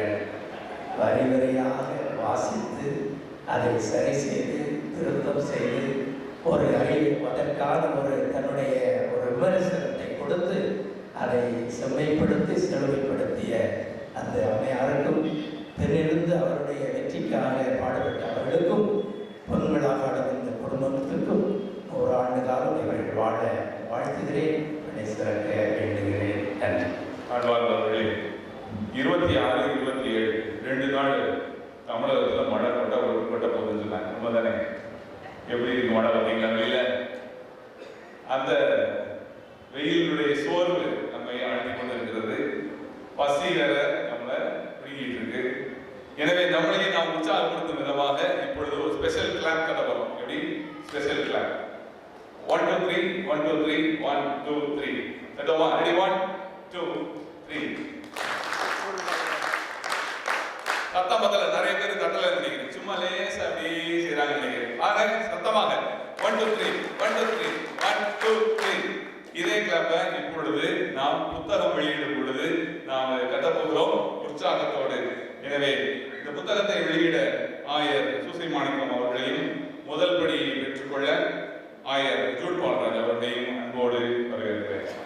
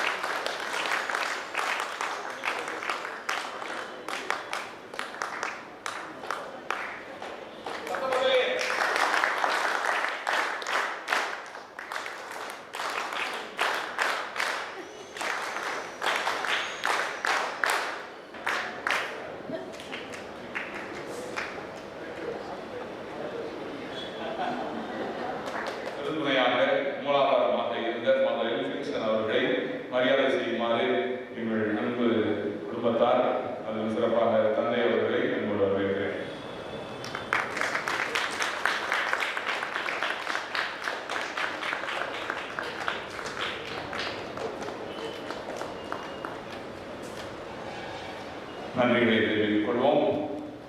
இப்பொழுது புத்தகத்தை வெளியிட்ட சூசை மாணிக்கம் அவர்கள் நெடுநாளாக எங்கள் குடும்பத் தோழர், அப்பாவுடைய வகுப்பு தோழர், ஒருவரிடம் பின்னதாக படித்தவர், எங்கள் இனிய நண்பர். அவர் ஒரு சில வார்த்தைகள் வாழ்க்கை பேசுமாறு என்போடு அழைக்கிறேன். காலத்தின் அருமை கருதியும் என்னுடைய காலின் அருமை கருதியும் என்னுடைய உரையை மிக சுருக்கமாக முடித்துக் கொள்கிறேன். 1961ஆம் ஆண்டு ஜூன் மாதம் நாங்கள் ஒருவருக்கொருவர் அறிமுகமாகிக் கொண்டோம். எங்கே என்றால், அப்பொழுது புதூர் பேராயர் இல்லத்திலே இயங்கிக் கொண்டிருந்த புனித பேதுரு இளம் குறுமடத்தில் புதிதாக சேர்ந்தோம். பழகுவதற்கு இனியவர், எப்போதும் சிரித்த முகத்தோடு இருப்பார். அந்த புன்னகையை இன்றும் அவர் முகத்தில் காண முடிகிறது. அது எனக்கு மகிழ்ச்சியாகவும் பெருமையாகவும் இருக்கிறது. வகுப்பிலே ஆசிரியர் பாடம் நடத்தி கொண்டிருந்தார். ஆங்கில பாடம் என்று நினைக்கின்றேன். மாணவர்கள் கேலி செய்வது, சிரிப்பது உண்டு. அப்படியோ என்ன நடந்தது என்று தெரியவில்லை. இவர் சிரித்து விட்டார். அவர் சிரித்தால் எப்படி இருக்கும்? நீ சிரித்தால் தீபாவளி தான், வெடிச்சிருப்பு. அப்படி சிரித்தார். அவர் பேராசிரியர் சீரியஸா கேட்கிறார், why do you laugh? Father, laugh வந்துருச்சு, லாஃப்னு லாபிட்டேன்னு அவர் சொந்த வார்த்தை. லாஃப் வந்துருச்சு, அதாவது ஆங்கிலத்தில் பேச வேண்டும் என்கிற ஒரு நியதி இருந்துச்சு. அதனால என்னவோ லாஃப் வந்துருச்சு, லாஃப்னு லாபிட்டேன் அப்படின்னு சொல்றாங்க. அதன் பிறகு திருச்சி புனித பவுல் குருத்துவ கல்லூரியிலே சில ஆண்டுகள் உடன் பயின்றோம். குறுமடத்துல தான் அவங்களுக்கு தெரியுமே, எல்லாருக்கும் ஒரு பட்ட பெயர் வைப்பார்கள். அவருக்கு ஒரு பெயர் உண்டு. என்ன பெயர்னா போதகர் என்கிற ஒரு பெயர். அதற்கு பல விளக்கங்கள் கொடுக்கிறார்கள். ஒரு விளக்கம் என்ன அப்படின்னா, அவர் தூங்கும் போது மறையுரை ஆற்றியதாக சொல்லப்படுகிறது. அந்த அளவுக்கு அவர் பிற்கால பணியை, குருத்துவ பணியை இணைத்து மிக ஆர்வமாக தம்மையே தயாரித்துக் கொண்டிருந்தார். அப்படிப்பட்ட நேரத்தில் தான் அவருடைய வாழ்க்கையிலே புயல் வீசியது என்று சொல்லலாம். 7வது ஆண்டு குறும்படத்தில் சேர்ந்து 8ஆம் ஆண்டுல 3ஆம் ஆண்டு இறையியல் படித்துக் கொண்டிருக்கின்றார். திடீரென்று அன்றைய மதுரை உயர் மறை மாவட்ட இறையியல் மாணவர்களை எல்லாம் விளையாட்டு திடலுக்கு அழைத்தார். எப்பொழுது? இரவு 9 மணிக்கு. என்னவென்று எங்களுக்கெல்லாம் தெரியாது. உயர் மறை மாவட்டம் என்று சொல்லுகின்ற பொழுது இன்றைய பாளை மறை மாவட்டம், சிவகங்கை மறை மாவட்டம், மதுரை உயர் மறை மாவட்டம் 3ஐயும் உள்ளடக்கியது. நாங்கள் அதிகமான குருமானவர்கள் இருந்தோம். அப்பொழுது ஒரு வருத்தமான செய்தியை பகிர்ந்து கொண்டார். எனக்கு காச நோய் இருப்பதாக, அதுவும் முற்றிவிட்டதாக சொல்லுகிறார்கள் டிவி. எனவே பேராசிரியர் அவர்களுடைய பரிந்துரையின் பேரில் பேராயர் திரவியம் அவர்கள் அவரை வெளியே, குறுமடத்தை விட்டு வெளியே செல்லுமாறு, வேறொரு வாழ்க்கையை தேர்ந்து கொள்ளுமாறு என்னை படித்திருக்கிறார்கள் என்று கணத்தை இதயத்தோடு பகிர்ந்து கொண்டார்கள். எங்களுக்கெல்லாம் அவரோடு நெருக்கமாக பழகிய எங்களுக்கெல்லாம் வருத்தமாக இருந்தது. காரணம், அவர் பல்வேறு பணிகளிலே தம்மையை முழுமையாக இணைத்துக் கொண்டார். குறிப்பிட்டு சொல்ல வேண்டும் என்றால், இங்கே அடுத்ததை அல்போன்ஸ் இருக்கிறார், ஒரு ஜான் குழந்தை வந்திருந்தார், இப்பொழுது காணும். எங்களுடன் இணைந்து சிறப்பாக சங்க ஏடுகள் மொழிபெயர்ப்பிலும் அதிகமான ஈடுபாடு காட்டியிருந்தார். இப்படிப்பட்ட ஒருவர் இப்படி வெளியே செல்கிறாரே, 7 ஆண்டு 8 ஆண்டுகள் தயாரித்தவர் இப்பொழுது ஒரு புதிய ஒரு வாழ்க்கையை தொடங்க வேண்டும் என்ற ஒரு நிலை ஏற்பட்டது. அந்த காலத்தில் குருமானவருக்கான அடிப்படை தகுதி SSLC தான். ஏறத்தாழ எல்லாருமே அந்த ஒரு தகுதியுடன் தான் சேர்ந்தோம். இந்த SSLCயை வைத்துக் கொண்டு அந்த படிப்பை முடித்து 7-8 ஆண்டுகளுக்கு பிறகு நீங்க என்ன பண்ணுவீங்க? என்ன வேலை உங்களால் செய்ய முடியும்? அதனால் அந்த காலத்தில் அந்த குறுமடத்தை விட்டு வெளியேற்றி அந்த குறுமடமே ஒரு வழியை ஏற்பாடு செய்து கொடுத்தது. என்ன அப்படின்னா, இராணுவத்தில் சேர்ந்து இந்த எழுத்துப்பணி செய்வதற்காக ஒரு ஏற்பாடு. ஏறத்தாழ குருத்துவ கல்லூரியை விட்டு வெளியேறியவர்கள் எல்லாம் இப்படிப்பட்ட ஒரு பணியை தான் தேர்ந்து கொண்டார்கள். ஆனால் புஷ்பராஜன் ஒரு வித்தியாசமாக சிந்தித்தார், வித்தியாசமாக செயல்பட வேண்டும் என்று அவர் முனைந்தார். கல்லூரியில் சேர்ந்து மெய்யியல் படிக்க வேண்டும். கர்நாடகா, அங்கே தார்வாத் யூனிவர்சிட்டி இருக்கிறது, பல்கலைக்கழகம் இருக்கிறது. அங்கு சேர்ந்து அவர் தம்முடைய மெய்யியல் இளங்கலை படிப்பை துவங்கினார். அவருடைய பின்புலம், அவருடைய அறிவு கூர்மை இவற்றையெல்லாம் பார்த்து அவரை உடனடியாக நேரடியாக முதுகலை எம்ஏ பிலாசபி படிப்பதற்கு அவர்களை அனுமதித்தார்கள். அங்கு கற்று தேர்ந்த பிறகுதான் இங்கே நம்முடைய அருளானந்தர் கல்லூரியிலே பேராசிரியராக பணியாற்றினார். அந்த ஒரு காலகட்டத்தில் தான் திருமதி ஆஞ்சலா அவர்களை கைப்பிடித்தார். பிறகு யூசிஜி என்று சொல்வார்களே, அவருடைய அந்த அவர்கள் வழங்குகின்ற அந்த தொகையோடு அவர் தம்முடைய முனைவர் பட்ட படிப்பை அவர் மீண்டும் தொடங்கினார். அவருடைய வாழ்க்கையில நான் கண்டது, ஒவ்வொரு கட்டத்திலும் திரும்ப திரும்ப திரும்ப திரும்ப ஒரு தொடக்கமாகவே இருந்திருக்கிறது. அதை அவர் மகிழ்ச்சியாக மட்டுமல்ல, சிறப்பாகவே செய்திருக்கிறார். தான் ஏற்கனவே படித்த அந்த தார்வாத் பல்கலைக்கழகத்திற்கே சென்று காந்திய சிந்தனையில் முனைவர் பட்டம் பெற்று திரும்பவும் ஆனந்தா கல்லூரிக்கே, அருளானந்தர் கல்லூரிக்கே வந்து அதிலே பணியாற்றி கொண்டிருந்தார்.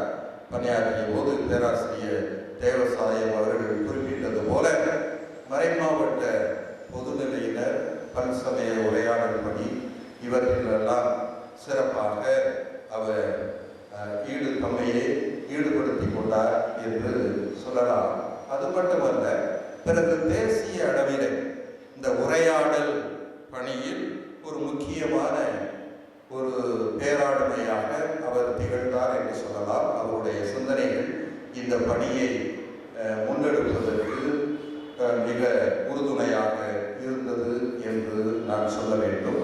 இவற்றிலெல்லாம் ஏற்கனவே சொன்னார்கள், ஒவ்வொரு சாதனை படைக்கின்ற மனிதருக்கும் பின்னால் ஒரு பெண்மணி இருக்கிறார் என்று. அதுபோல திருமதி ஆஞ்சலா அவர்களுடைய பங்கேற்பு மிகவும் முக்கியமாக இருந்தது என்று சொல்ல வேண்டும். அங்கிருந்து அருளானந்தர் கல்லூரியிலிருந்து பணி நிறைவு பெற்றார். அதற்கு முன்னரே நான் திருச்சி புனித பவுல் கல்லூரியிலிருந்து இங்கே மதுரை மறைமாவட்ட முதன்மை குருவாக ஓராண்டு பொறுப்பேற்றிருந்தேன். அந்த கட்டத்தில் அவர் என்னை அவருடைய வீட்டுக்கு அழைத்தார். அருகாமையில் தான் இருக்கிறது. வெளியே பார்த்தால் அவருக்கு ஜே என்று எழுதப்பட்டிருந்தது. எனக்கு ஒன்றும் புரியவில்லை. அதிலிருந்து தான் எனக்கு ஒன்று புரிந்தது, எந்த அளவுக்கு அவர் தம்முடைய பிள்ளைகளை அதிகமாக அன்பு செய்தார். அதிலும் குறிப்பாக தம்முடைய தலைமகன் அருண் அவர்களை சிறப்பாக அன்பு செய்தார் என்று புரிய வந்தது. தெரியுதா? அருண், வரன், ரூபன், ரூபன் இல்ல ரூபன், 4 ஜெய்சன். இங்க ஜெய்சன் அவங்க 4 பேருடைய முதல் எழுத்துக்களை வைத்து அவருக்கு ஜெய் என்று தனக்கே குறித்தான படைப்பாற்றலோடு அந்த வீட்டில் பொறித்திருந்தார் என்று சொல்ல வேண்டும். பிறகு பணி நிறைவு பெற்று தன்னுடைய இறுதி பிள்ளை ஜெய்சனோட எலக்ட்ரானிக் சிட்டி, ஓசூர் பக்கத்தில் இருக்கின்ற எலக்ட்ரானிக் சிட்டியில் அவர் பணியாற்றி கொண்டிருந்தார். எனவே அவர் அங்கு செல்ல வேண்டியிருந்தது. இங்கு நமக்கு அவருடைய பணிகள் கிடைக்காதது ஒரு வருத்தம் தான். என்றாலும் அவர் தேசிய அளவில் தேசிய நடுநிலையம் NBCLC மற்றும் தர்மாரம் கல்லூரி, பேரூர் கல்லூரி போன்ற பல கல்லூரி அவர் உரையாற்றுவதற்கு அருமையான வாய்ப்பு கிடைத்தது. நிறைய நூல்களை எழுதவும் கட்டுரைகளை எழுதவும் வாய்ப்பு கிடைத்தது. இந்த அளவிலே தேசிய அரங்கிலே அவர் ஒரு பேராளுமையாக சிறந்த இறையியலாளராக உருவெடுத்தார். சில ஆண்டுகளுக்கு முன்னால் குடும்பம் ஆண்டு கொண்டாடப்பட்டது. அந்த ஆண்டில் தான் குடும்பத்தை பற்றி விவிலிய பின்னணியில் எழுதினால் சிறப்பாக இருக்குமே என்று நினைத்த போது தந்தையர் நான் எல்லாம் கலந்துரையாடிய போது நம்முடைய திருவாளர் புஷ்பராஜன் நினைவுக்கு வந்தார். அவரிடம் கேட்டு அவரும் மகிழ்ச்சியாக அந்த பணியை செய்தார். அவர் வருத்தப்பட்டு அண்மையிலே என்னிடம் சொல்லிக் கொண்டிருந்தார், இந்த கொரோனா அந்த தொற்றினால் பாதிக்கப்பட்டவர். அதற்கு பிறகு என்னால் கட்டுரைகள் எழுத முடியவில்லை. ஆனால் பல்லை கடித்து கொண்டு இந்த குடும்ப காவியத்தை மட்டும் நான் இன்னும் எழுதி கொண்டிருக்கிறேன் என்று கூறினார். பல ஆண்டுகளாக தொடர்ந்தது. வழக்கமாக என்ன செய்வார்கள் அப்படின்னாலும் ஆபிரகாம், சாரா, யாக்கோபு, ரெபேக்கா இப்படி ஒரு சில இல்லறத்தாரை எடுத்துக்கொண்டு அவர்களுடைய புலநலன்களை பற்றி பேசுவதாக இருக்கும். ஆனால் இவர் இன்னும் ஆழமாக சென்று ஏறத்தாழ ஒவ்வொரு நூலிலும் பல புதிய முகங்களை அவர் கண்டெடுத்து அவற்றுக்கெல்லாம் முகவரி கொடுத்தார், எழுதினார் என்று சொல்லலாம். அண்மையிலே வரனை கேட்டேன், வரன் என்னையா இல்லற காவியம் இரவா காவியமாக போய்கொண்டே இருக்கிறது அப்படின்னு கேட்டேன். அதற்கு ஒரு முட்டுப்புள்ளி வைக்கிறோம் என்று சொன்னார். பழைய ஏற்பாடு முடிந்து விட்டது. அதைத்தான் இன்றைக்கு அந்த குடும்ப காவியமாக அது வெளியிடப்பட்டிருக்கிறது என்பதை எண்ணி உண்மையிலேயே மகிழ்ச்சி அடைகிறேன். இது விவிலிய மாந்தரை பற்றிய ஒரு விளக்கம் என்று சொல்வதை விட அவர்கள் இருவரும், பேராசிரியர் புஷ்பராஜன், திருமதி ஆஞ்சலா மேரி, அவர்களுடைய இல்லற வாழ்வின் பல்வேறு பரிமாணங்களை வெவ்வேறு கதைமாந்தர் வழியாக அவர் வெளிப்படுத்தியிருக்கிறார் என்று சொல்வதுதான் மிக சிறப்பாக இருக்கும். அந்த அளவுக்கு ஒரு சிறப்பான படைப்பு. ஏதோ சித்தாந்தவாதியாக எழுதவில்லை. குடும்ப வாழ்வில் தாங்கள் அனுபவித்ததை, கண்டறிந்ததை, நல்லது கெட்டது, இன்பத்திலும் துன்பத்திலும் அவர்கள் அறிந்து அனுபவத்தை ஒரு காவியமாக படைத்திருக்கின்றார்கள். எனவே இந்த வேளையிலே என்னுடைய நெடுநாள் நண்பர், வகுப்பு தோழர், திருவாளர் பேராசிரியர் புஷ்பராஜன் அவர்கள் தம்முடைய இல்லற பொன்விழாவை கொண்டாடுவதிலே மகிழ்ச்சி அடைகிறேன். அந்த இணையருக்கு என்னுடைய நெஞ்சார்ந்த பாராட்டுகளையும் வாழ்த்துக்களையும் உங்கள் சார்பாக தெரிவித்துக் கொள்கிறேன். நன்றி.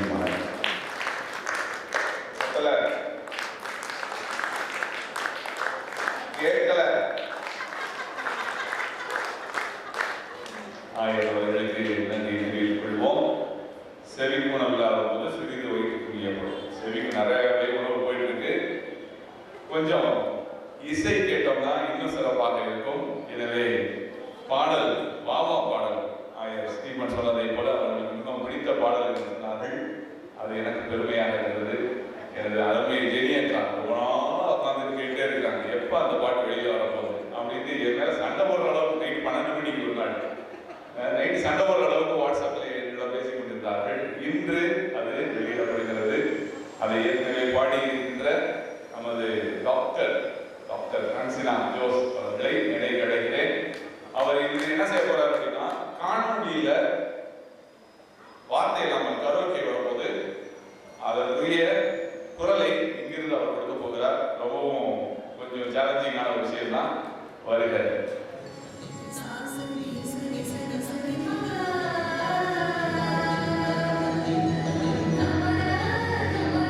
Thank you.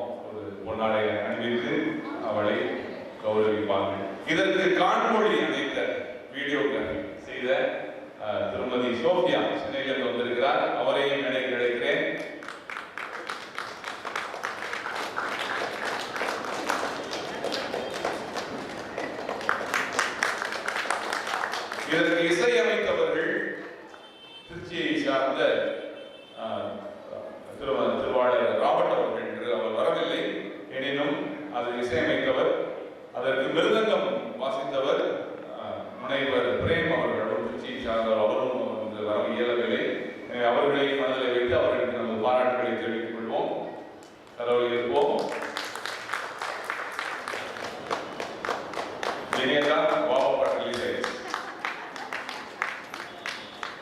அடுத்தபடியாக அன்பானவர்களே, அப்பாவுடைய மிக ஆப்தமான மாணவி. அப்பாவுடைய மாணவர்கள் எல்லாரும் எங்கள் குடும்பத்திற்கு நண்பர்களாக தான் இருப்பார்கள். வீட்டுக்கு வந்து அப்பாட படிக்கிறதுக்கு முன்னாடி முதல் கிச்சனுக்கு போயிட்டு நீங்கள் என்ன சமையல் இதெல்லாம் பார்த்துட்டு அம்மாட்ட சில நேரம் உறவு கொண்டாடி விட்டு தான் வருவார்கள். அவ்வாறு அப்பாவிடத்திலே முனைவர் பட்டம் அந்த பட்டத்திற்காக இருந்தவர்கள் சிஸ்டர் பாத்திமா மணிக்கு அவர்கள், பாத்திமா கல்லூரிய மேனாள் முதல்வர் அவர்கள் சில வார்த்தைகள் சொல்லி வாழ்த்துறை வழங்க அன்போடு அழைக்கிறேன். இது ஒரு ஆனந்தமான நேரம்.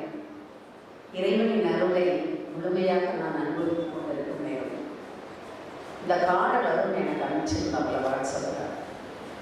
இந்த ஃபோட்டோவை நான் பார்த்த உடனே அப்படியே ஆஹா பரவசமாக இருந்தது. ஃபோட்டோவை எல்லா வீட்லேயும் நான் பார்த்துருக்கேன். எல்லாரும் ஃபோட்டோ எடுக்கிறோம். ஆனால் இந்த ஃபோட்டோவில் பார்த்தீங்கன்னா எல்லாரும் சிரிச்சிருக்காங்க, நாமும் சிரிப்போம். சீனு முதல்ல ஃபோட்டோகிராஃபர் சொல்லிட்டு சிரிக்க வைப்பாங்க. ஆனால் நீங்கள் பார்த்தீங்களா பார்க்கலையான்னு தெரியாது. இதில் ஒரு 6000 இந்த குடும்பத்தில் தொடர்ந்து எல்லா இதுலையும் பார்த்தீங்கன்னா எல்லா முகத்திலும் ஒரு கபடமற்ற சிரிப்பு, ஒரு இறை அருள் நிறைந்த ஒரு சிரிப்பு, ஒரு ஆனந்தமான சிரிப்பு, முழுமையான இறைவான சிரிப்பு. இதை நான் பார்த்தேன். அதனால நான் இதை பார்த்தோன்னே ஆஹா பரவசம் போட்டு விட்டேன். பரவ திரும்ப திரும்ப சொன்னாங்கள சாருடைய ஸ்டூடெண்ட்டாக தான் நான் இன்ட்ரடியூஸ் ஆனேன்றதில்ல. முதல்ல சார் நான் எங்கே பார்த்தேன்னா, பிஜி நான் யூனிவர்சிட்டியில் பண்ண ஆரம்பிக்கும் போது நான் ஒரு ஃபேன். சார் வந்து பேச ஆரம்பிச்சாங்கன்னா அவங்களோட ரிஃப்ளெக்ஷன்ஸ் இன்ஸ்டியூட் ரொம்ப டீப்பாக இருக்கும். அப்போ நான் நினைப்பேன், இதனால் எப்படி ஒரு ஒரு ஒரு கோணத்தில் இல்லை, அது ஒரு பல கோணத்தில் என்ன செய்வாருன்னா, ஒரு லேடி பர்சன், அவருடைய பின்னணி எனக்கு ரொம்ப தெரியாது, எப்படி ஒரு பல கோணத்தில் இவ்வளவு ஆழமாக இவரால் சிந்திக்க முடியுது அப்படின்றதெல்லாம் முதல்ல வந்தது. அதுக்கப்புறம் ஃபர்ஸ்ட் சார்ட் நம்ம கேட்ட ஒரு என்வாயர்மெண்டல் 90s அப்போ தான் இன்ட்ரோ பண்ணுறாரு. அப்போ ஒரு ஆழமான தாக்கத்தை சார் என்னோட உருவாக்கினது இந்த பேச்சு, அதாவது என்வாயர்மெண்டல். அப்போ நான் வந்து அந்த ப்ராசஸ் பண்ணிட்டு இருக்கேன். நான் பிஹெச்டி என்ன எடுக்கணும், என்ன பண்ணணும்னு சொல்லிட்டு இருக்கேன். இப்போ என்வாயர்மெண்ட்டை பற்றி சார் பேசின பிற்பாடு பேசிக்கலி அவங்க சோஷியாலஜிஸ்ட், ஆனால் சார் வந்து ரிலீஜியஸ் அந்த டிபார்ட்மெண்ட்டில் இருக்கார். அப்போ இதை ரெண்டையும் இணைச்சி செஞ்சால் என்னன்னு ஒரு சிந்தனை, அப்படி ஒரு தாட்டு தான் வந்துச்சு. அப்போ ஒரு தடவை நார்மலை புதுக்கோட்டைக்கு நான் வீட்டுக்கு போயிருந்தப்ப வீட்டு பேரை பார்த்தோன்னே அப்படியே அவருக்கு முதல்ல பேரெல்லாம் பிள்ளைங்க பேரெல்லாம் தெரியாது. என்னன்னா வீட்டை கூட இவர் இறைவன் மயில மத்தம் வச்சு அவருக்கு செயல் போட்டிருக்காங்க. இப்படி ஒரு மனிதரை, இப்படி ஒரு குடும்பத்தை நான் பார்த்ததே இல்லைன்னு சொல்லிட்டு, சார் எப்படி சார் அவருக்கு ஜெயில் வச்சிருக்கீங்க? அப்புறம் தான் அருள் ரூபன் ஜே. பட் அப்படி அவங்க வச்சிருந்தாலுமே அவங்க மையப்படுத்தி இருந்தது இறைவனை என்பதை காலம் போக போக அதிகமாக உணர்ந்து கொண்டேன். நான் இந்த குடும்பத்தில் காணிக்கையை கொண்டு வரும்போது நினைச்சேன், ஏன்னா ஏன் மனதில் உருவாக்கிய ஒரு உருவகம் உண்மை, இது ஒரு பறவை கூண்டு மாதிரி. இந்த பறவை கூண்டுக்குள் தந்தை பறவை, தாய் பறவை, குழந்தைகள். இந்த கூண்டுக்குள்ளாக எப்பொழுதுமே ஒரு நாதம் இசைந்து கொண்டே இருக்கும். இது எல்லாமே ஒரு நரம்புகள் மாதிரி. இது ஒரு லெஜெண்டுன்னு சொல்லலாம். அக்கா வந்து ஒரு எபிடோமாகும். சார் வந்து சார் சார் சார்ன்னு சொல்லிட்டே இருக்காங்க. நான் அஞ்சல் அக்காவை பார்க்க முதல் நாள் வந்து அவங்கள நான் அக்கா என்ற அந்த உறவு, குடும்ப உறவு, அன்பினால் பாசத்தால் நேசத்தால் இணைத்தவர்கள், அந்த உறவு தான் எனக்கு அதிகமாக இருக்கும். ஜெயின் வந்து இப்போ அவனுக்குள்ள இருக்கிற ஏஜில் அந்த அதனுடைய மெல்லிய கரங்களை வைத்து பாடல்களை இசைக்கும் பொழுது அது ஒரு புன்முறுவல் கொடுப்பான் எப்பவும் கொடுக்கும்போது. ஏன்னா சார் செஞ்ச அந்த இன்டர்ரிலிஜியஸ் ஃபோரத்தில் எப்போவெல்லாம் நான் ஃப்ரீயாக இருந்தேன்னா I use to join there also. ஏன்னா அந்த பாடல்கள் இருக்கிறதுனால சார் சொல்லுவார், நீங்களும் சேர்ந்துட்டாங்க. அப்போ ஜெயின் அப்போ அந்த குழந்தைங்க எல்லாமே என்னன்னா தொடக்கத்தில் இருந்து அதில் வளர்க்கப்பட்டாங்க. ஸோ அந்த குடும்பத்திற்கு இருக்கும் பொழுது தாய் பறவையும் வேலைக்கு போச்சு, தந்தை பறவையும் வேலைக்கு போச்சு, குழந்தைகள் எல்லாம் வர ஆரம்பித்தவுடன் இந்த தந்தை பறவை லெஜண்ட் எல்லா குடும்பங்களிலும் நம்ம தந்தையர்களை பார்ப்போம். இவர் குடும்பத்திற்கேற்று ஒரு கோல் செட் பண்ணுவார், ஒரு லட்சியம். இந்த லட்சியமானது குடும்பத்தை மட்டும் மையமாக வைத்த ஒரு லட்சியம் அல்ல. தான் குடும்பம் தனக்குள்ள இருக்கணும், தான் பிள்ளைங்களை படிக்க வைக்கணும், அவங்க இந்த கோர்ஸ் டைம்ல நல்லா செட்டில் ஆகணும், அது இல்லை. தொடக்கத்திலிருந்தே ஒன்று இறைமையம், இரண்டாவது திருச்சபை மையம், மூன்றாவது சொசைட்டி மையம், நான்காவது அந்த பிரபஞ்சத்தை சார்ந்து. அதில் தான் ஒரு ஹார்மனி இருக்கும் எல்லா இடத்துலையும். இதை முதலிலேயே இவர் செட் பண்ணியிருந்ததுனால அந்த குழந்தை ஒவ்வொரு பறவையையும் உள்ளே இருந்த குஞ்சு பறவைகளையும் அதன் வழியாகவே அதை ஓரியன்ட் பண்ணார். அந்த ஓரியன்ட் பண்ணுற போது என்ன தேவையோ செல்ஃப் டிசிப்ளின். சார் வந்து சொன்ன மாதிரி லெஜண்ட் ஆஃப் இன்டெலிஜென்ஸ் எதை வேணாலும் நீங்கள் போட்டுக்கலாம். செல்ஃப் டிசிப்ளின், அந்த செல்ஃப் டிசிப்ளினை பிள்ளைகள் கொடுக்குறாரு.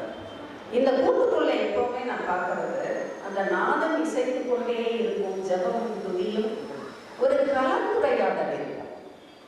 பிள்ளைங்க வெளியே போயிட்டு வந்தா அது பாட்ட வந்துச்சு போச்சு காய் காய் இதெல்லாம் இல்லை. போயிட்டு வந்தா என்ன நடந்துச்சுன்னு அம்மாட்டையும் ஓடி போய் சொல்லுவாங்க, அப்பா கிட்டையும் சொல்லுவாங்க. ஒரு கலந்துரையாடல் அவர்களிடம் நிறைய நடப்பது. அதில் ஒன்று என்னை அதிகமாக தாக்கியது, தாக்கத்தை உருவாக்கியது. 2 பிள்ளைகள் குருவானவர்களாயிருந்தாங்க, திருச்சபைக்காக கொடுக்கப்பட்டாங்க அப்படின்னு சொன்னாலும் சார் அவங்கள சும்மாவெல்லாம் விடலை. சரி நீ போறேன்னு சொன்ன உடனே சரி போ, நமக்கு வந்து 2 பிள்ளை போயிடுச்சு, நான் வந்துட்டேன், நீ போயிட்டேன். எத்தனை கேள்விகளை எழுப்பினார், எப்படியெல்லாம் எழுப்பினார், என்னென்ன சவால்களை முன்னால் வைத்தார், இதில் நீ நிரந்தரமாக எடுக்க முடியுமா என்பதை சிந்திக்க வைத்தார் என்பதை அந்த குழந்தைகளிடமிருந்து வரையிடமிருந்து நான் அதிகமாக கேட்டிருந்தேன். ஆக இந்த குடும்பத்தை நினைக்கும் பொழுது இது இறையருள் பெற்றது என்று சொல்லும் பொழுது அதை பறைசாற்றுகின்ற ஒரு முறைன்னு சொல்லுவோம். இன்று வரை இந்த குடும்பமானது இந்த குழந்தைகளும் அதே நிலையில் வளர்ந்து வருகிறார்கள். 2 பிள்ளைகள் உருவானவர்களாகி இருப்பது உண்மை.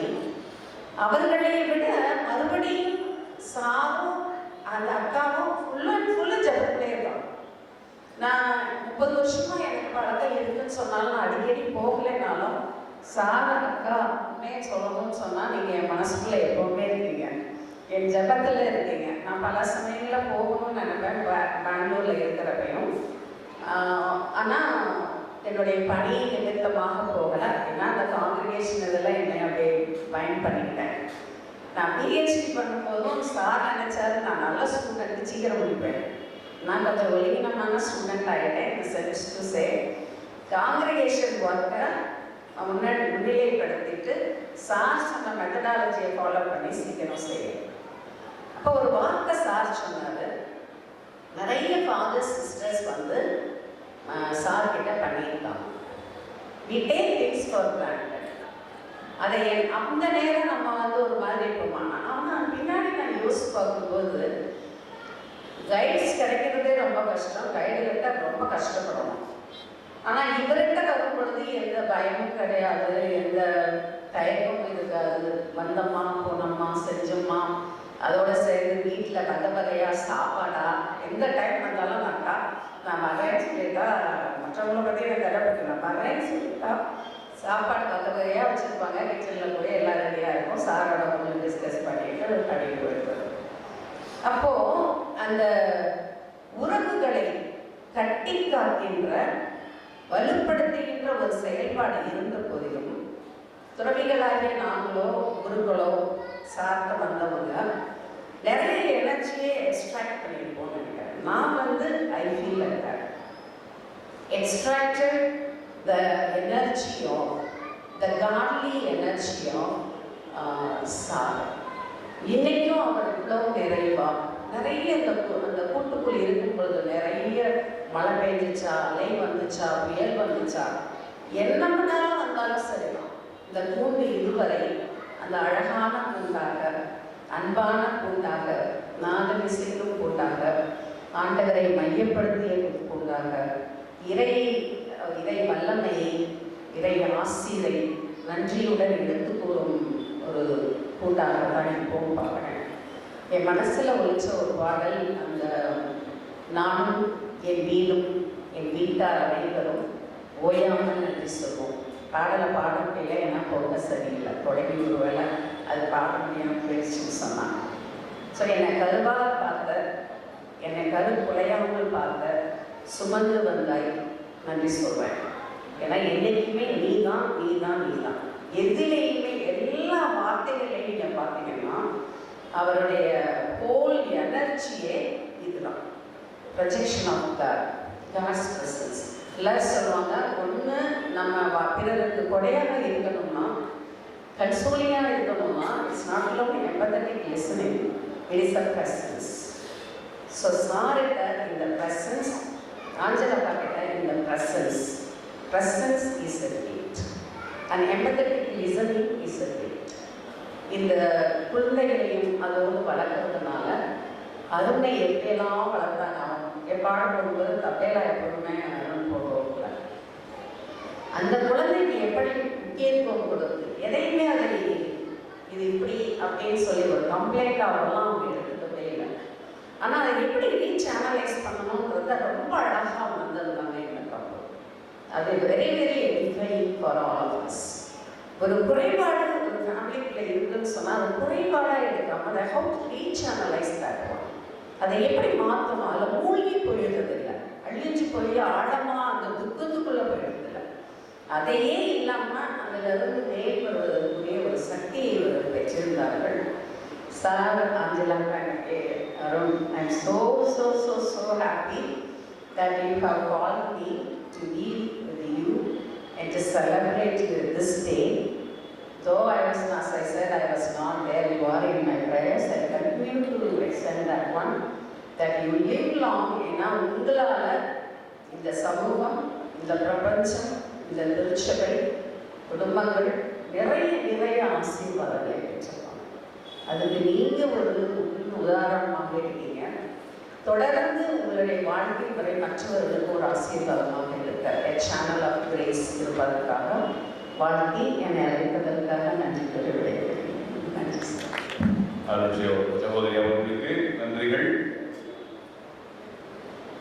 அவர்களுக்கு எங்கள் நன்றி தெரிவிக்கும் விதமாக ஒரு பொன்னாடியும் இந்த புத்தகமும் பரிசாக வழங்கப்படுகிறது.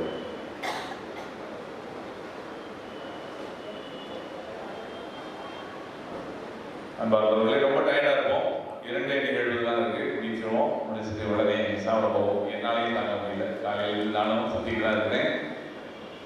கடவுளையில் போ, டயர்டாக இருந்தாலும் அவர்கள் தான். அன்பார்ந்தவர்களே, ஏற்கனவே ஒரு சர்ப்ரைஸ் பார்த்தோம். அவர் விஜய் பாடல் என்பது அப்பாவும் சர்ப்ரைஸ்.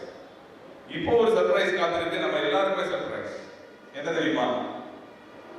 அருணனுடைய புக்கு. அருணுடைய ரொம்ப நாள் அப்பா எழுதுறத பார்த்து அவரும் ஆர்டிகல் எழுதுவார். எழுதிட்டு நாங்கள் போகும்போதெல்லாம் காட்டுவார், இந்த ஆர்டிகல் எழுதிருக்கீங்க, வரேன் ரூபன் பாரு அப்படின்னு. ரூபன் 2 நாளைக்கு முன்னாடி திடீரென்று தூயாவி தூண்டுதான் நினைக்கிறேன், அதையும் ஒரு புக்காக ரிலீஸ் பண்ணிடுவோம் அப்படின்ட்டு ஒரு புக்காக போட்டாங்க. எனவே அதை வெளியிடுமாறு எங்கள் உறவினர் மேலதிக ஆயர் ஜூட் பால்ராஜ் அவர்களை அன்போடு அழைக்கிறேன். அதற்கு முன்னதாக அருணுக்கு ஒரு சிறிய பொன்னாடை அறிவித்து அவர்கள் இந்த புக்கை வெளியிடுவார்கள்.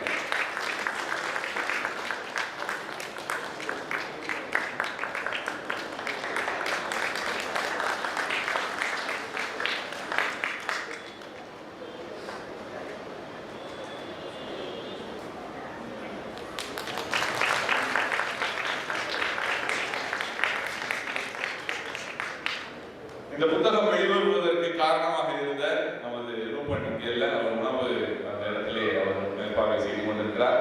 அவருக்கு நமது பாராட்டுகளை தெரிவித்துக் கொள்வோம். அன்பார்ந்தவர்களே, கடைசியில் இருந்து ஒன்று குறைவாக இப்பொழுது வாழ்த்துறை வழங்க பேராசிரியர் வின்சன் அவர் மறுபடியுமாக அப்பா அவருடைய கல்லூரியிலே, அப்பா வேலை செய்த கல்லூரியிலே வேலை செய்தவர், குடும்பத்திற்கு மிகவும் நெருங்கிய ஒரு நண்பர். அவரை அன்போடு வரவேற்கிறேன். அன்புக்குரியவர்களே, கடைசியாக பேசுகின்றவர் தான் ஸ்டார் ஸ்பீக்கர். அவருக்கு தான் 1.5 மணி நேரம் கொடுப்பாங்க. எனக்கு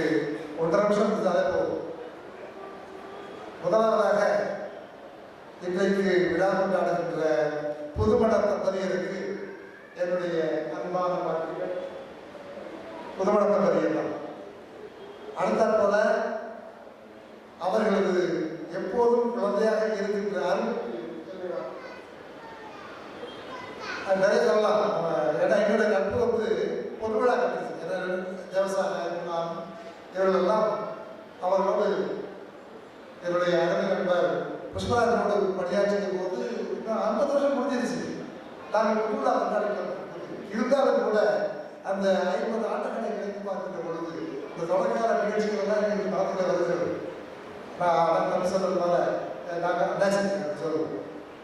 இவர் வந்து என்னை அண்ணன் தான் கொண்டுவார், இன்னும் அப்படிதான் கொண்டுவார்.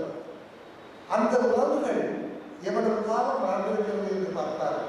இன்னும் கூட நான் அடிக்கடி அவரை தொடர்பு கொண்டு பேசுவேன். அவர் தொடர்பு கொள்ள மாட்டார், பேசினேன். நான் தொடர்பு கொண்டு பேசுவேன். அவரை எலக்ட்ரானிக்ஸ் கூட போய் பார்த்தேன், நேரடியாக பார்த்து அவருக்கு பார்த்து சொன்னேன். இடையிலே அவருக்கு அன்றைய சோமநாதன் போகும்போது கூட நான் என்னுடைய வருத்தத்தை தெரிவித்தேன். இருந்தாலும் கூட அவர் அந்த போராடி கொண்டே இருப்பார். அதே எல்லாம் சொல்லுவாங்க, அவருடைய வாழ்க்கையை போராட்டமாக அமைந்தது. உண்மை சொல்ல போனால் அவர் திருமணம் செய்வதற்கே ஒரு போராட்டம் இருந்ததுன்னு சொல்லுவேன். எனக்கு தான் ஞாபகம் இருக்கிறது. 70களின் தொடக்கத்தில் 50 வருஷத்துக்கு முன்னாடி அவரும் நானும் அவருக்கு பொன்பார்க்க பல ஊர்களுக்கு போவோம். கடைசியா வந்து யார் கால வேண்டியதா போயிடுச்சு.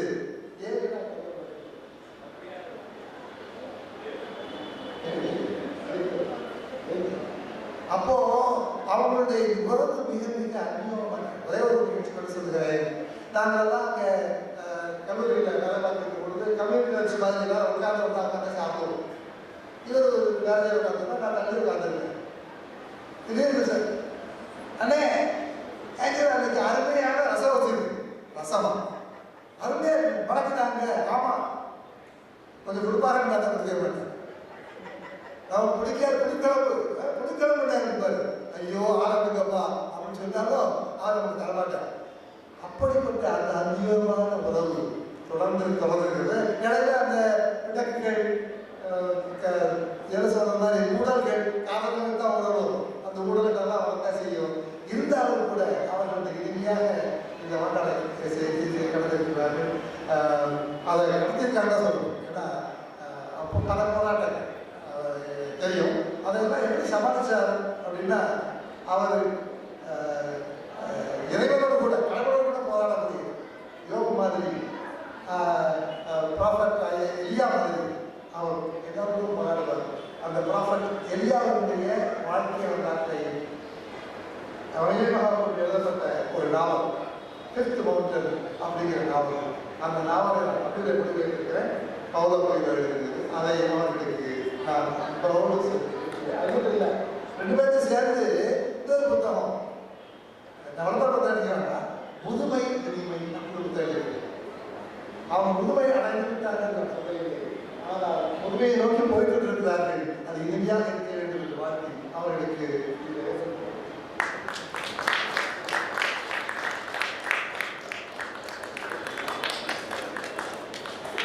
பேராசிரியர் அவர்களுக்கு நன்றி தெரிவிக்கும் விதமாக பொன்னாடை போட்டி பரிசு வழங்குகிறோம்.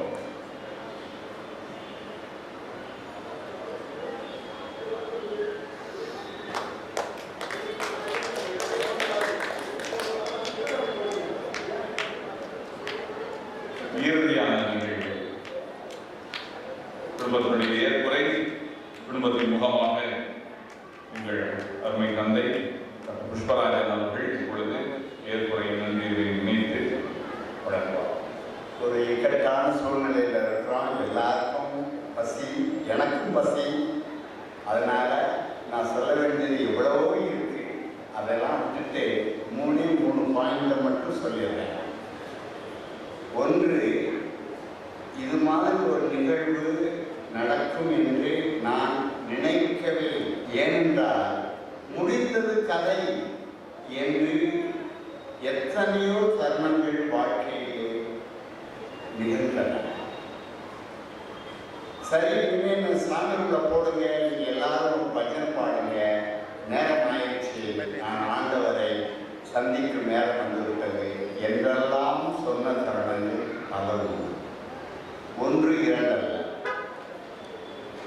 அத்தனையும் தாண்டி அண்மையிலே இந்த ஹார்ட் அட்டாக் வந்தபோது உறவினர்கள் எல்லாரும் கேட்ட ஒரே கேள்வி, உங்களுக்காக வந்துச்சு, உங்களுக்காக வந்துச்சு. காரணம், இவ்வளவு டிசிப்ளினா இருக்கீங்க, எந்த விதமான கெட்ட பழக்கம் கிடையாது, அது மாதிரி பழக்கம் கிடையாது. பிறகு நான்வெஜிடேரியன் உங்களுக்கு பிடிக்கவே பிடிக்காது, இதே வந்து உங்களுக்கு வந்துச்சு. அதுவும் கடவுள் படி ஆற்றிக் கொண்டே இருக்கிறீர்கள், கடவுள் எப்படி உங்களுக்கு கொடுத்தார் இப்படிங்கிற பேச்சுக்கள் எல்லாம் நிறைய வந்தது. நானும் ஆண்டவரிடம் சரணடைந்தேன் முழுமையாக. ஆக இது மாதிரி ஒரு நிகழ்வு நடக்கும் என்று கனவுகளோடு நினைக்கிறார். விவசாயம் மிசுந்தங்களும் சொன்னாங்க. நண்பர்களுக்கு கிடைக்காத ஒரு பேர், பல பேர் உறவினர்களுக்குள்ளேயே அது போன்ற ஒரு பேரிழந்த ஆட்கள் இருக்கின்ற போது எனக்கு மட்டும் ஏன் இறைவா இவ்வளவு பெரிய பேச்சை தந்தீர் அப்படின்ட்டு யோசிச்சுட்டு இருக்கும்போது பாருங்க, ஒரு முக்கியமான பாயிண்ட் என் மனசில் பட்டது. அதை மட்டும் உங்களிடம் முதல் குறிப்பாக சொல்ல விரும்புகிறேன். இது ஒரு நிகழ்வு அல்ல, மாறாக மறை திட்டத்திலே,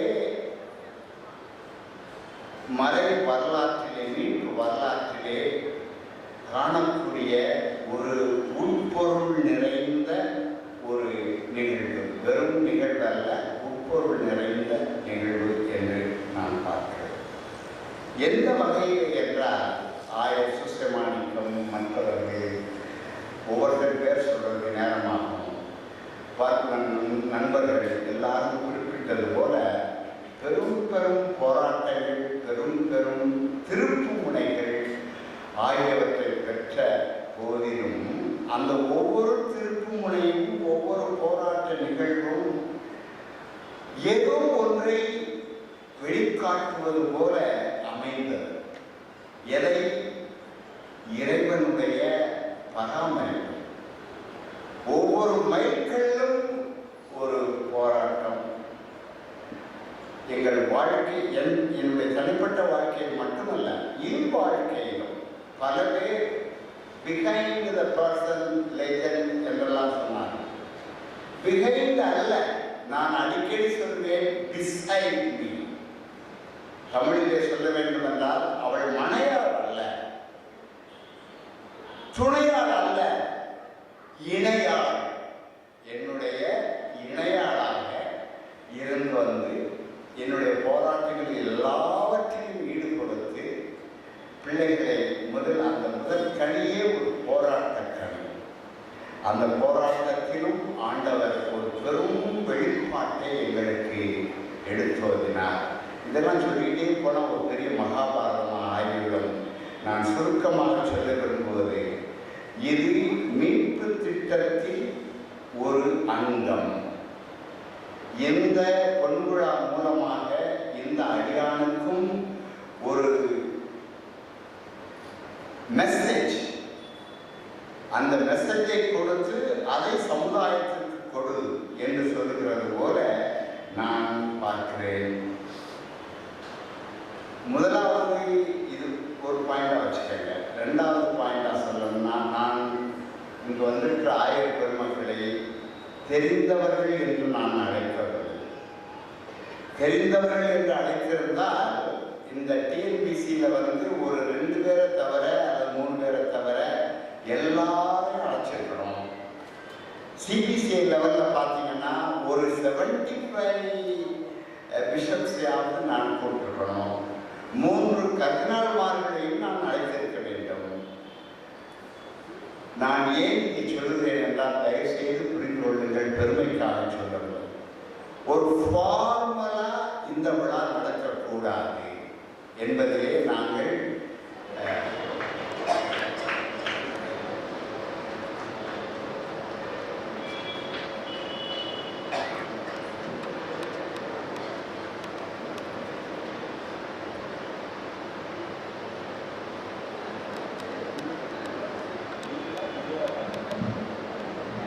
இறுதியாக